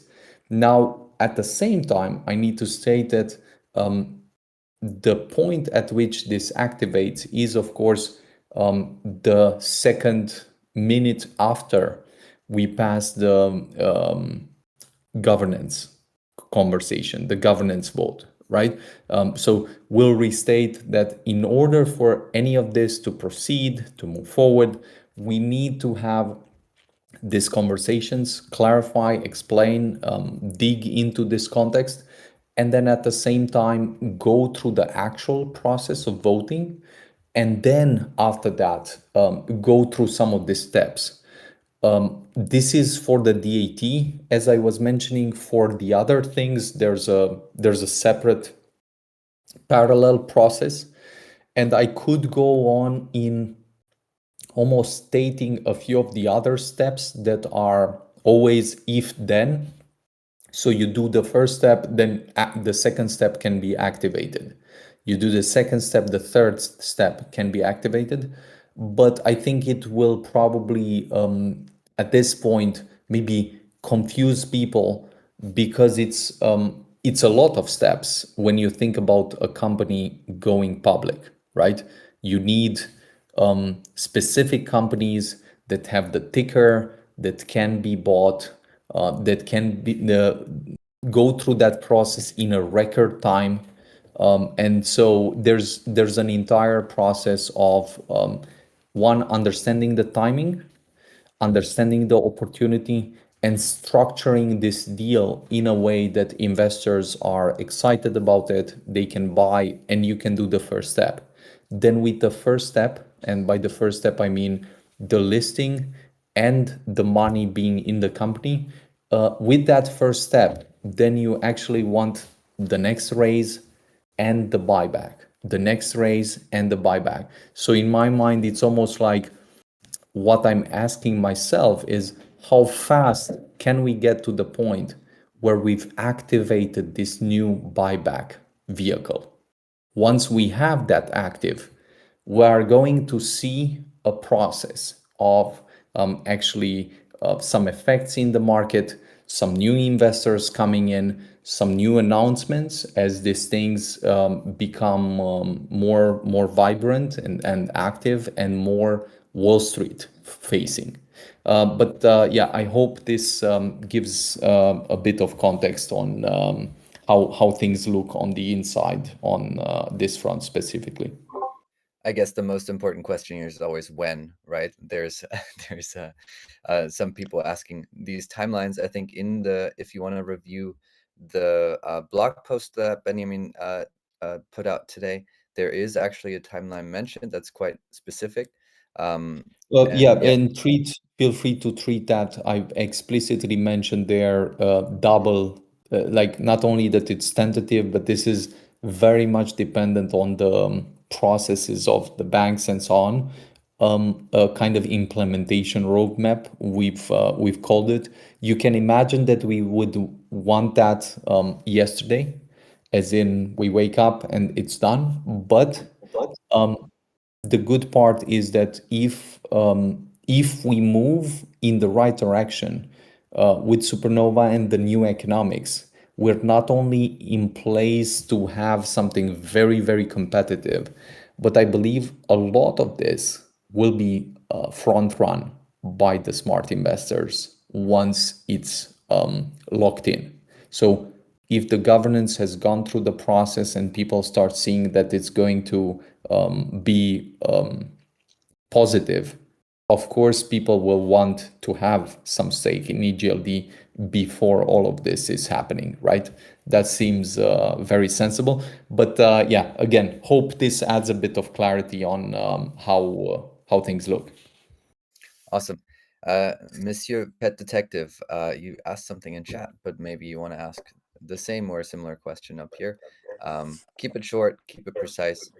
We do want to wrap up relatively soon. Yeah, okay, I will try. Thanks, and thank you to let us to speak with you. I have two questions, not which I write on the chat. The first one is, can we hope to see some roadmap about what we wait? I mean, for CEO of the foundation. I mean, you will make the supernova. We will vote about tokenomics. So when things will come together and you will can go through all of this, can we have a roadmap to have more clarity and transparency about these things? And second question is, okay, you have technology, the best one. You have new token economics again, foundation coming, ETF, DAT, everything. Great. But I don't want to be too much pessimist now, but we need some promotion, some I forgot the name in English, but you need speak louder, as you say, to attract eyes on a MultiverX. So do you have? I don't wait for a specific name, of course, but do you have a plane? I guess yes. And do you have some big player? Some names was named like Binance, for example. So do you have some big player like this to put us on the front? Thank you very much. I'll simplify the question, Benny, for you. What is the unfair competitive advantage that we can bring to the market beyond all the great things that we have? I can make it even harder for you, but this is me in the community trying to. Yes. To both of the questions, the answer is yes. Can you have some updates on the timelines, on the roadmaps? I'm very hesitant with the word roadmap now because it carries this maybe PTSD triggers in it. But ideally, the point should be we take something, we put it there, and we deliver. We take something, we put it there, and we deliver. And we actually build this momentum to deliver much faster on the things that we're discussing. And you will notice that the DAT and ETF shift the strength from, let's say, the foundation president to something else. Like once we announce the CEO of the DAT, for instance, then maybe the other parts are completely irrelevant. Why? Because once you have a face that speaks to Wall Street every day, that just posts every time they bought again the top of EGLD or some news like that, that becomes the primary thing that drives, let's say, the value. But in addition to that, there's 2 points here. One, what's one use case that makes this is a good food for thought for everyone here and the community? What's one great use case that makes the fiber network really shine? The fiber network or finance really demonstrate what it can do. There are many use cases. Some of them have been built. Some of them are being deployed as we speak, even with X money. No one believed, but guess what? X money got the round closed. Now is getting the listing. It's making progress, and in the meantime, we will have a stablecoin, global stablecoin, not only the stablecoin infrastructure, but a native stablecoin. So I think having this metaphor of the fiber network for finance and then thinking what's one use case that might very make things very exciting for people, make them understand what we have here and so on. And there's also something more crazy on the marketing side and attention side. But on that, I think it's much better to think as food for thought.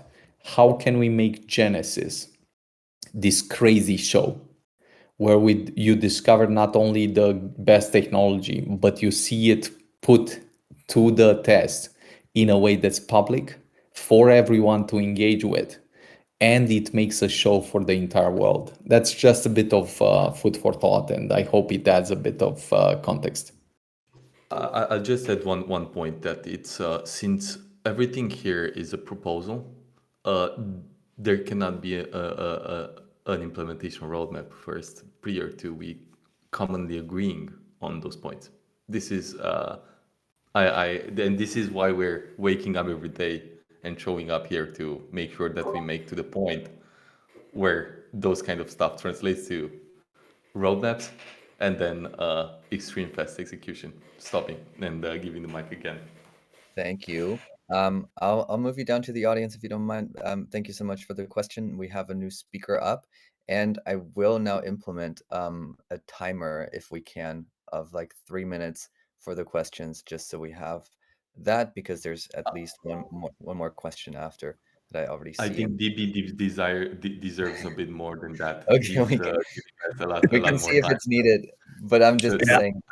Uh, please, I, I'll give I you can my be time. 3 minutes. I'll be 3 minutes, but I'm at the gym, so apologize for any background noise. When it comes to the structure of the DATs and the ETFs, I'm still a little confused. I want to ask you to repeat it.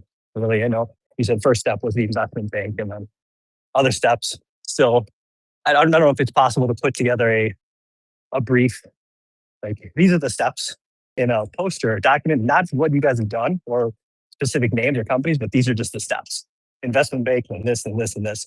But that's just a side point. The main question I had is based off of something that I thought I heard, and I could be wrong. When it comes to the negotiations of these deals, the way I heard it or took it was that once, say, the $20 EGLD price point has been met, and these deals can begin happening or be concluded, does that mean that you may have to sell $10 EGLD, requiring 10 million to be minted in order to get that 100 million?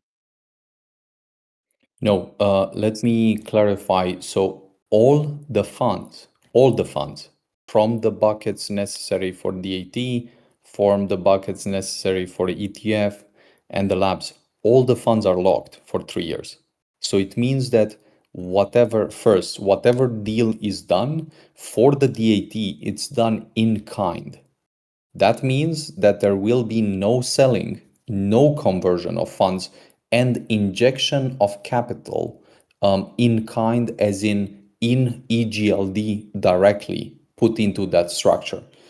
So just repeating, no selling, no exchange, and the injection specifically for the DAT is done in kind. Hope it clarifies a bit. I think so, yeah. So when you say in kind, you mean the price point of In $20 EGLD. once it's reached? No. Injection in EGLD directly. Eduard, let me only clarify one thing about the price point. So the price point was almost conceived as either a catalyst for the community or a trigger.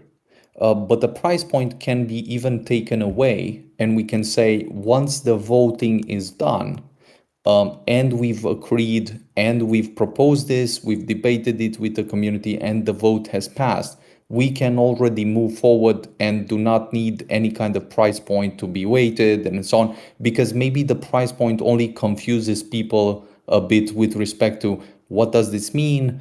Does it change the deal? No, the price point is simply there to anchor a thing and say, hey, the voting has passed. Now we can actually focus on this, and normally it should be a very bullish flag, since basically you have nothing else separating us from the execution of this DAT, and it's just time until that will hit the market. And so people wanting to front run some of that will probably arguably take advantage of this opportunity. But the price point is simply there as a kind of either mental trigger or catalyst for us. It may be that we discuss and remove this if we see that it adds maybe confusion or something. Good amendment to be Okay, made, if that's good to know. made. Yeah, I think that makes sense. I guess I just wanted to make sure it wasn't going to look like a OTC type deal where if the price of the token is 20 and you want to get cash right now, you have to sell it at 12 to an investor. And you'd have So to mint that much to make that amount of money. So I think there's, by the way, there's a new. Usually, this is a dark side or a bad thing. Think about like this, and I'm not sure if you managed to watch the video that I put. We put particularly on that explanations. The Not one that you sure. played, I don't know, half an hour Yes, ago or yes, so? yes. Yes, yeah. Yeah, so I think on if we roll back a bit to that and just simplifying maybe the process one of the steps on which the company is actually valued is particularly the net asset value of the books, right? Now, there's a delta on which makes a premium on the stock, particularly to the efficiency of the company of its purchase power towards that net asset value. So what I'm saying here is the better optimization or the better quality of the books with a better premium translates to a better stock ratio, which translates to a better delta that can be used to the buyback mechanism. Now, the difference here is that compared to the other points where usually these kind of vehicles are used, in the sense in the case where you are pointing out, for the different scenarios, those tokens will end up in the market, which will translate to a sell pressure, just a temporary, like just a window until the selling pressure translates into or hits the market. Now, given that we're talking about a 3-year minimum lockup, and if putting it like this, if we can get with 100 million, 200 million in practice, a delta of cash to buy back, I don't think this is a problem. This is just, again, depends on the case. Yes, this is generally speaking outside of this kind of vehicles, generally speaking, a problem. But inside those vehicles, even if it were so, I think this is the only one of the tricks that people figured out that they can collect even more capital from the stock market against the price appreciation of the stock. I hope this makes sense. Again, it's a bit more complex. I've looked very deep into this kind of stuff, and after many hours, I'm still trying to figure out exactly all the corner cases of this. Okay. Yeah, it doesn't, but that's due to my lack of research. So I'll stop there and continue to look it up, and I'm trying to understand it. I'll start with start with what gives the price appreciation of a DAT against, or what's the delta between the NAV and the stock price, because there's a delta there, right? So if for example, the net asset values of the books of that vehicle is $100 million, why would the stock be valued at 170 million dollar, this is in practice. And now this is the financial engineering that the US markets have figured out a way to evaluate everything at a premium. And sometimes there might be some secret sauce in there. And I hope this comes closer to the question. Yeah, someone else. I'll step down and let you get to the next person. Thanks. Thank you, DB. Sorry. We'll also continue these clarifications. Clearly, if this is something that still needs to be clarified, we'll also put it in writing. And I think some of this might already be answered in the FAQs that are attached to Benjamin's document, but there is a lot to go over. And these are sophisticated financial instruments. So it's clearly something that just needs a bunch of research. Next on the stage. I will just say that also 1-2 days of actually looking into things and rereading some of the things, and then that will open up a lot of good conversations as people come to it. So it's fine. We have some patience here, and it's good to have the conversations, and this is why we're here, to actually go a bit back and forth and try to translate a bit, disambiguate some of these things. And once you have a good grasp, you'll instantly also get excited. So this is why we do the videos. This is why they do the one pagers and so on. So it's a good process of sharing this with the community. And also just putting it out, some stuff also learning and discovering and inventing and going the full process together here. It's not necessary that walk in the park, and that we already thought about literally everything ahead, but rather it seems like we're discovering a lot of stuff together and improving every day. Welcome, Andu. I believe this is in the suggestion amendment section. So if we can put 5 minutes on It's here, both, and it's not gonna be it's 5 minutes. It's all like right. a question Even and better. then a suggestion if the question is yes. Uh, so I will start. First of all, the current proposal looks way better than it did initially. I'm very happy with it. I'm very happy with the process.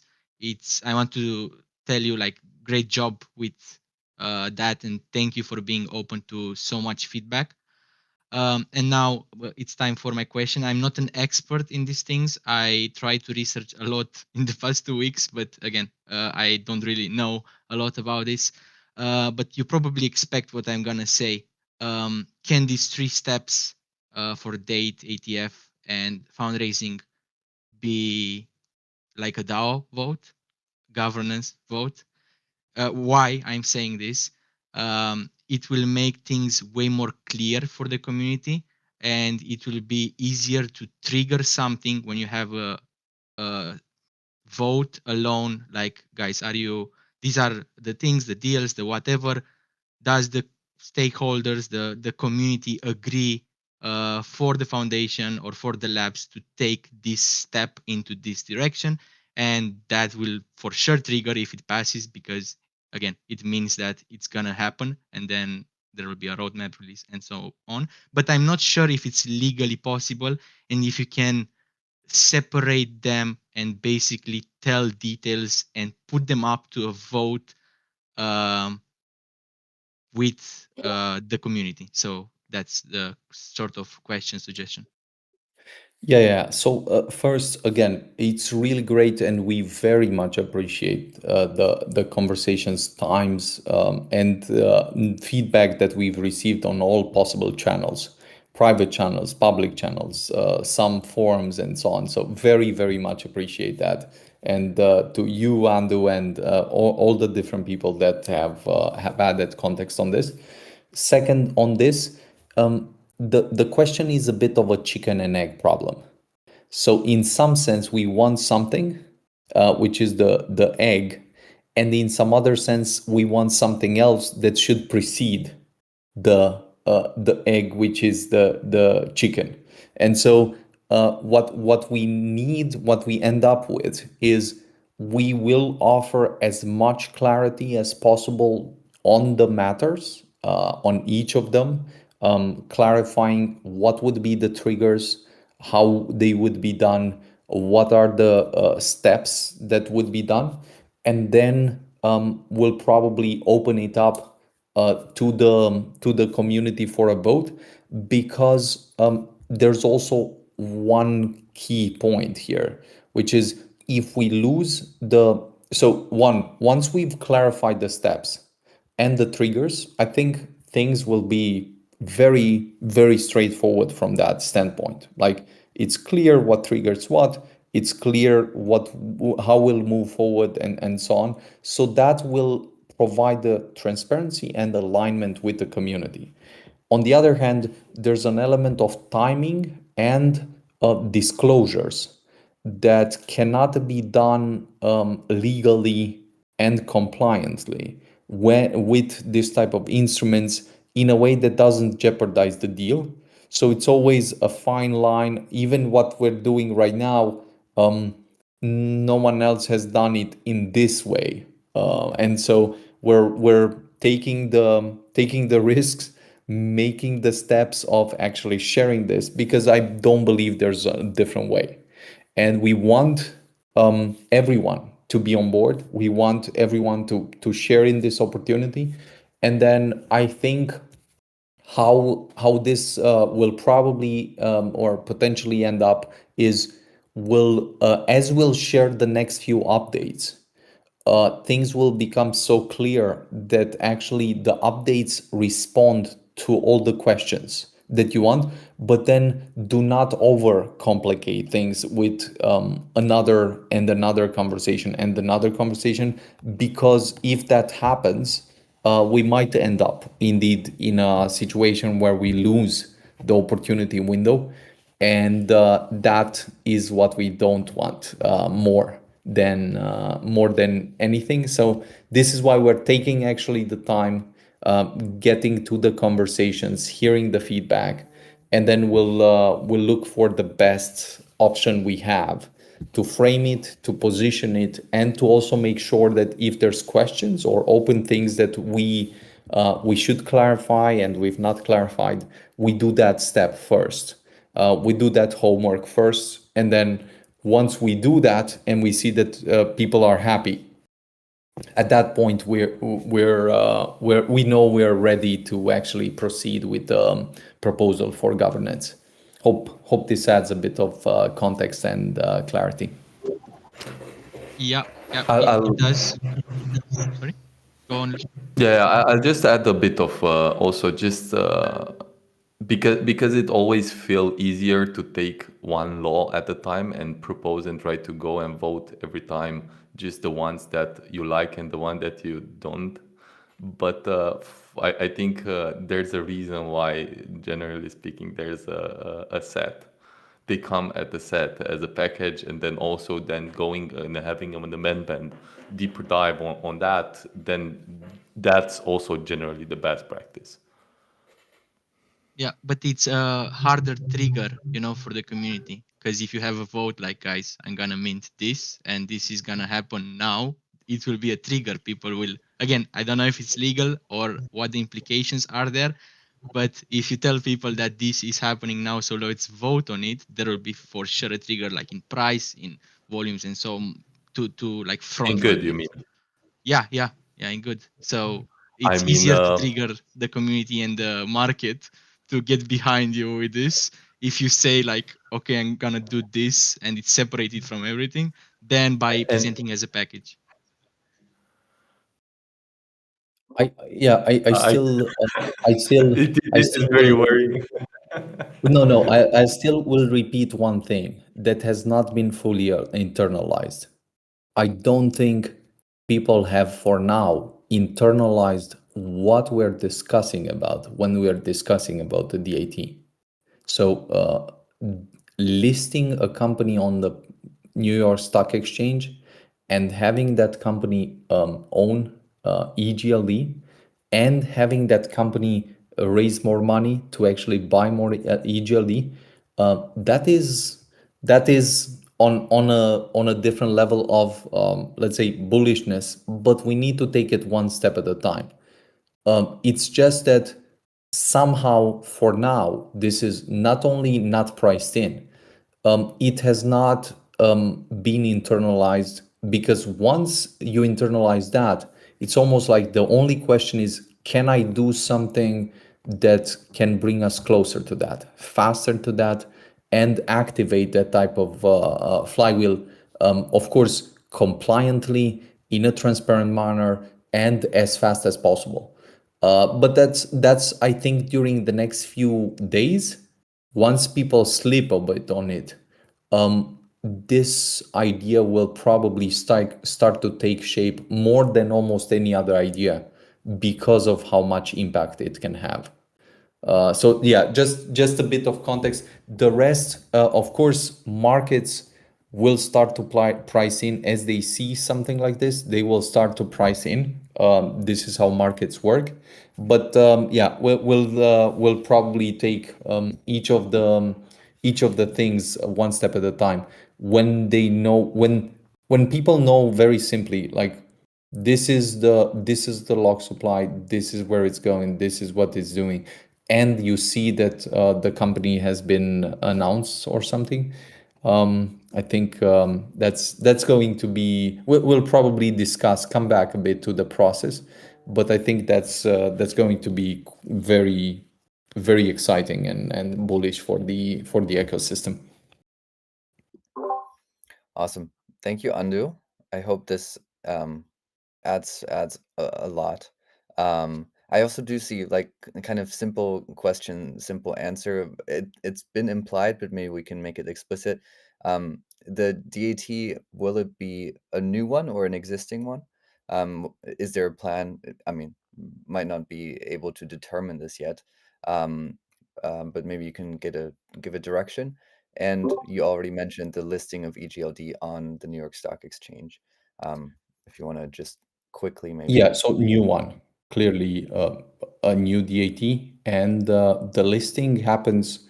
There's an entire process there where you essentially have a company with a ticker that will be a process of listing that. That in itself is a bit of a ticker, but it's a new company that goes through the process to be able to represent EGLD. I think that is very clear. I hope whoever Joseph asked that, that is clear. Other than that, I know Lucian needs to run now. We have done 2 hours. Let's see if there's any more hands raised. I do think the chat questions have been addressed. Um, if not, do feel free to continue pinging us on the various channels. There are quite a few options. There is pulse.multiversex.com. There are several forums. I will reshare them again here in the chat on Discord, but they're also very easy to find everywhere else. There is an entire website, multiversex.com slash foundry dash sessions. I've also put that there. I'll invite up one more speaker and then we'll wrap it up. We'll say bye to you now, Lucian, I suppose. Yeah, I have another meeting put. I'm not logging out much, but actually I have had a hard deadline now to jump on the next one. Thank you very much. Pleasure being here again, and really amazing progress. I'll let See you you, guys Lucian. continue. Cheers. All right. One last note here. Overnat. 3 minutes maybe on the timer, so we can put that up. And the stage is yours. Let us know what your question, suggestion, proposal is.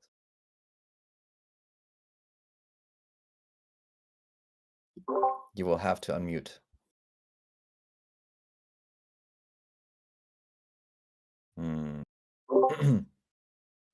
It's on the bottom left. Almost. You need to probably state it in French. Oui. Okay. Are you there? Can you unmute? Or did you 2 just want to minutes. share? Did you just want to share the stage with this illustrious panel for a moment? Let's see. 1 minute 30. I love the question and feedback. Exactly. Now I'm getting there. There Can you you hear me go. now, guys? Awesome. Hello there. Okay. Welcome. Apologies. Something messed up on my phone. No problem. So very briefly, short introduction. I'm a modest EGLD holder and staker from Sweden. And I think what Respect. I'm missing, thank you. And I think what I'm missing, but you touched on it briefly, Benjamin, is clarity over the triggering factor for these different means. I don't think that it's an issue to vote for the three reflexive investments at once. I mean, if you gain the confidence of the community through this proposal and it goes through, I think that maybe what we could also consider, and probably you considered it, is that, okay, if we have very like factual triggering factors for the means, they don't necessarily need to wait for, let's say, negotiations of deals. I mean, I can understand that when you will have a deal on the table, you probably need to move fast if you want to seal it. But instead, having like factual factors, and you mentioned like the price. I mean, if the ideally hit a certain price tag, then there could be a mint. That could be an option, and then like we can also dissociate the mint from the allocation of this EGLD to whoever will get them then. So maybe like these EGLDs can be locked for, let's say, a period of time for you to then like find the right counterparts to seal a deal with. And Then when you have sealed the deal, you would then allocate the AGLDs to one of the 3 projects that are part of the proposal. I don't know if this has been considered or if, that could be an option. Thank you. Good thoughts, and especially good thoughts because partly they're integrated. So I very much agree that there's a list of triggering factors.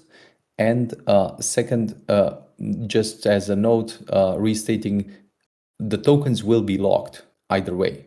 And they will, as in, they cannot hit the market and so on. But I think making more clarity on the triggering factors.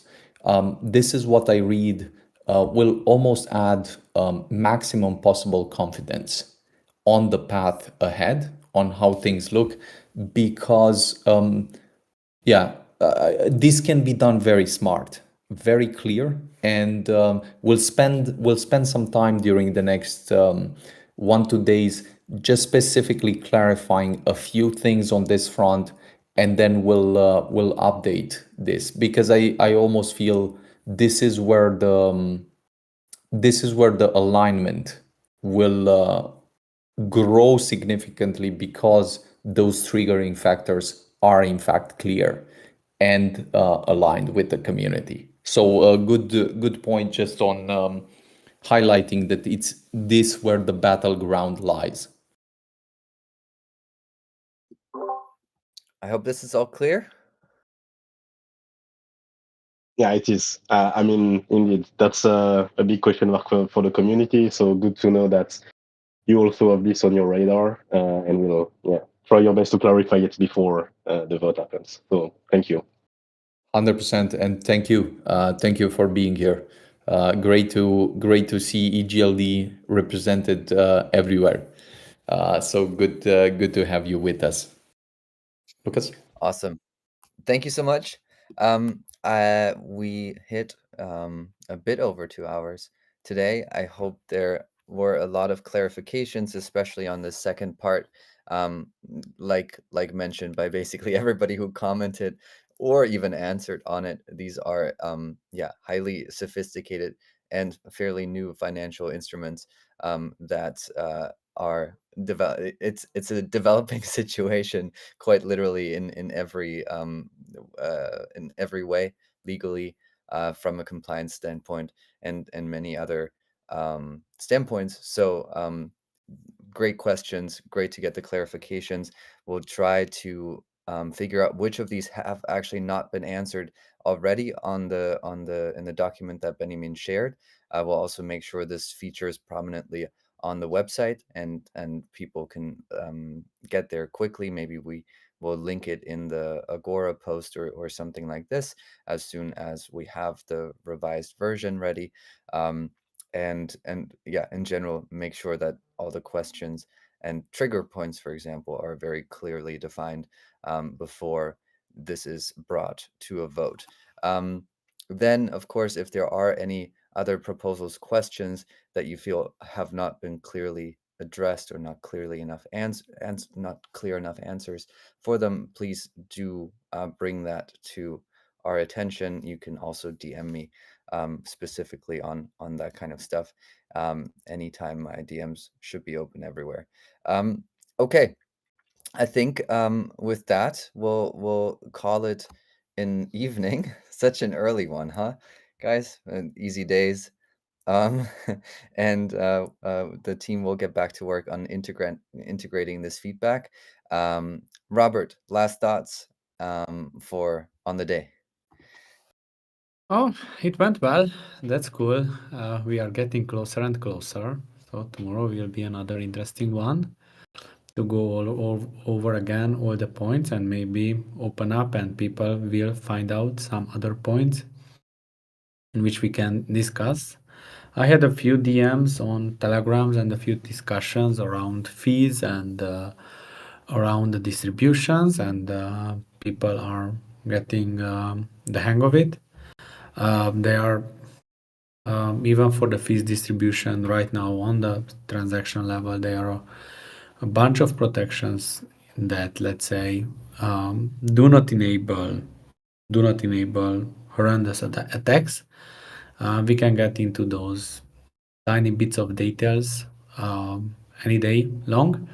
So let's do it. Tomorrow maybe I will dumb down some of the document just to show it out in an easily digestible format, because right now we are at 40 page plus two separate documents of around 10 more pages. So it's a 60 page economics paper right now. So, and tomorrow we will start with random questions for those who join the questioning size. So flash questions, whether they got it or not.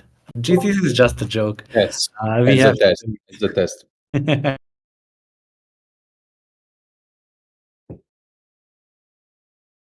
I cannot hear you Awesome. anymore. that's I think it for me. That's it for I me. think that was his mic drop that he will quiz everybody starting tomorrow. Yes. Maybe we'll make an EGLD prize pool available for it. We'll do it live. I don't know. Maybe there's something to gamify around that. Benjamin, your closing thoughts on today.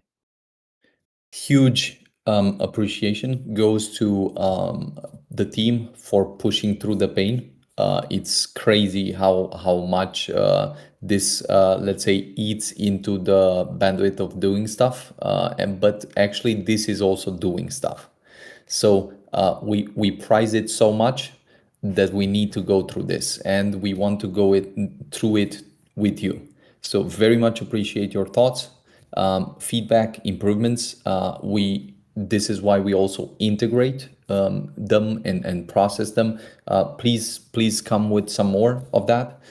Second, very much appreciate the people, the builders, the validators, the users, the investors that have been with us for so long and are now preparing for this new run that will be with Supernova with much more competitive incentives, and this is what we're trying to get done. So thanks a lot for the effort today, guys. We need to get some recharging, and then the next run, and the next run, and so on. So thanks a lot, appreciate it, and see you on the other side. Awesome. Thank you, Benjamin. Thank you, Robert. Work's not done. We'll continue tomorrow, probably with a similar sort of walkthrough that we did this morning with the updated proposal, now then also shared on Agora. So we have a common denominator for all of this. Added clarity, I think, with the documents that were released today will be linked. Everything can be followed on the MultiversX website. You can contact us any way you want. Please preferably use the forms that I provided, and the forums, not just DMs, because that is more structured usually and can be processed more efficiently. But we do accept all media. So thank you so much for being here. We will see you tomorrow. We'll update you probably early morning or as early as possible tomorrow on the specific times. We do have the schedule posted, so we'll organize things around it. But this is a process that's very much in flux and in flow as things come up and are being integrated. Thanks again for being here. We all will see you tomorrow, and chat soon. Forging ahead. Cheers, guys. Good night. Cheers, guys. Bye bye.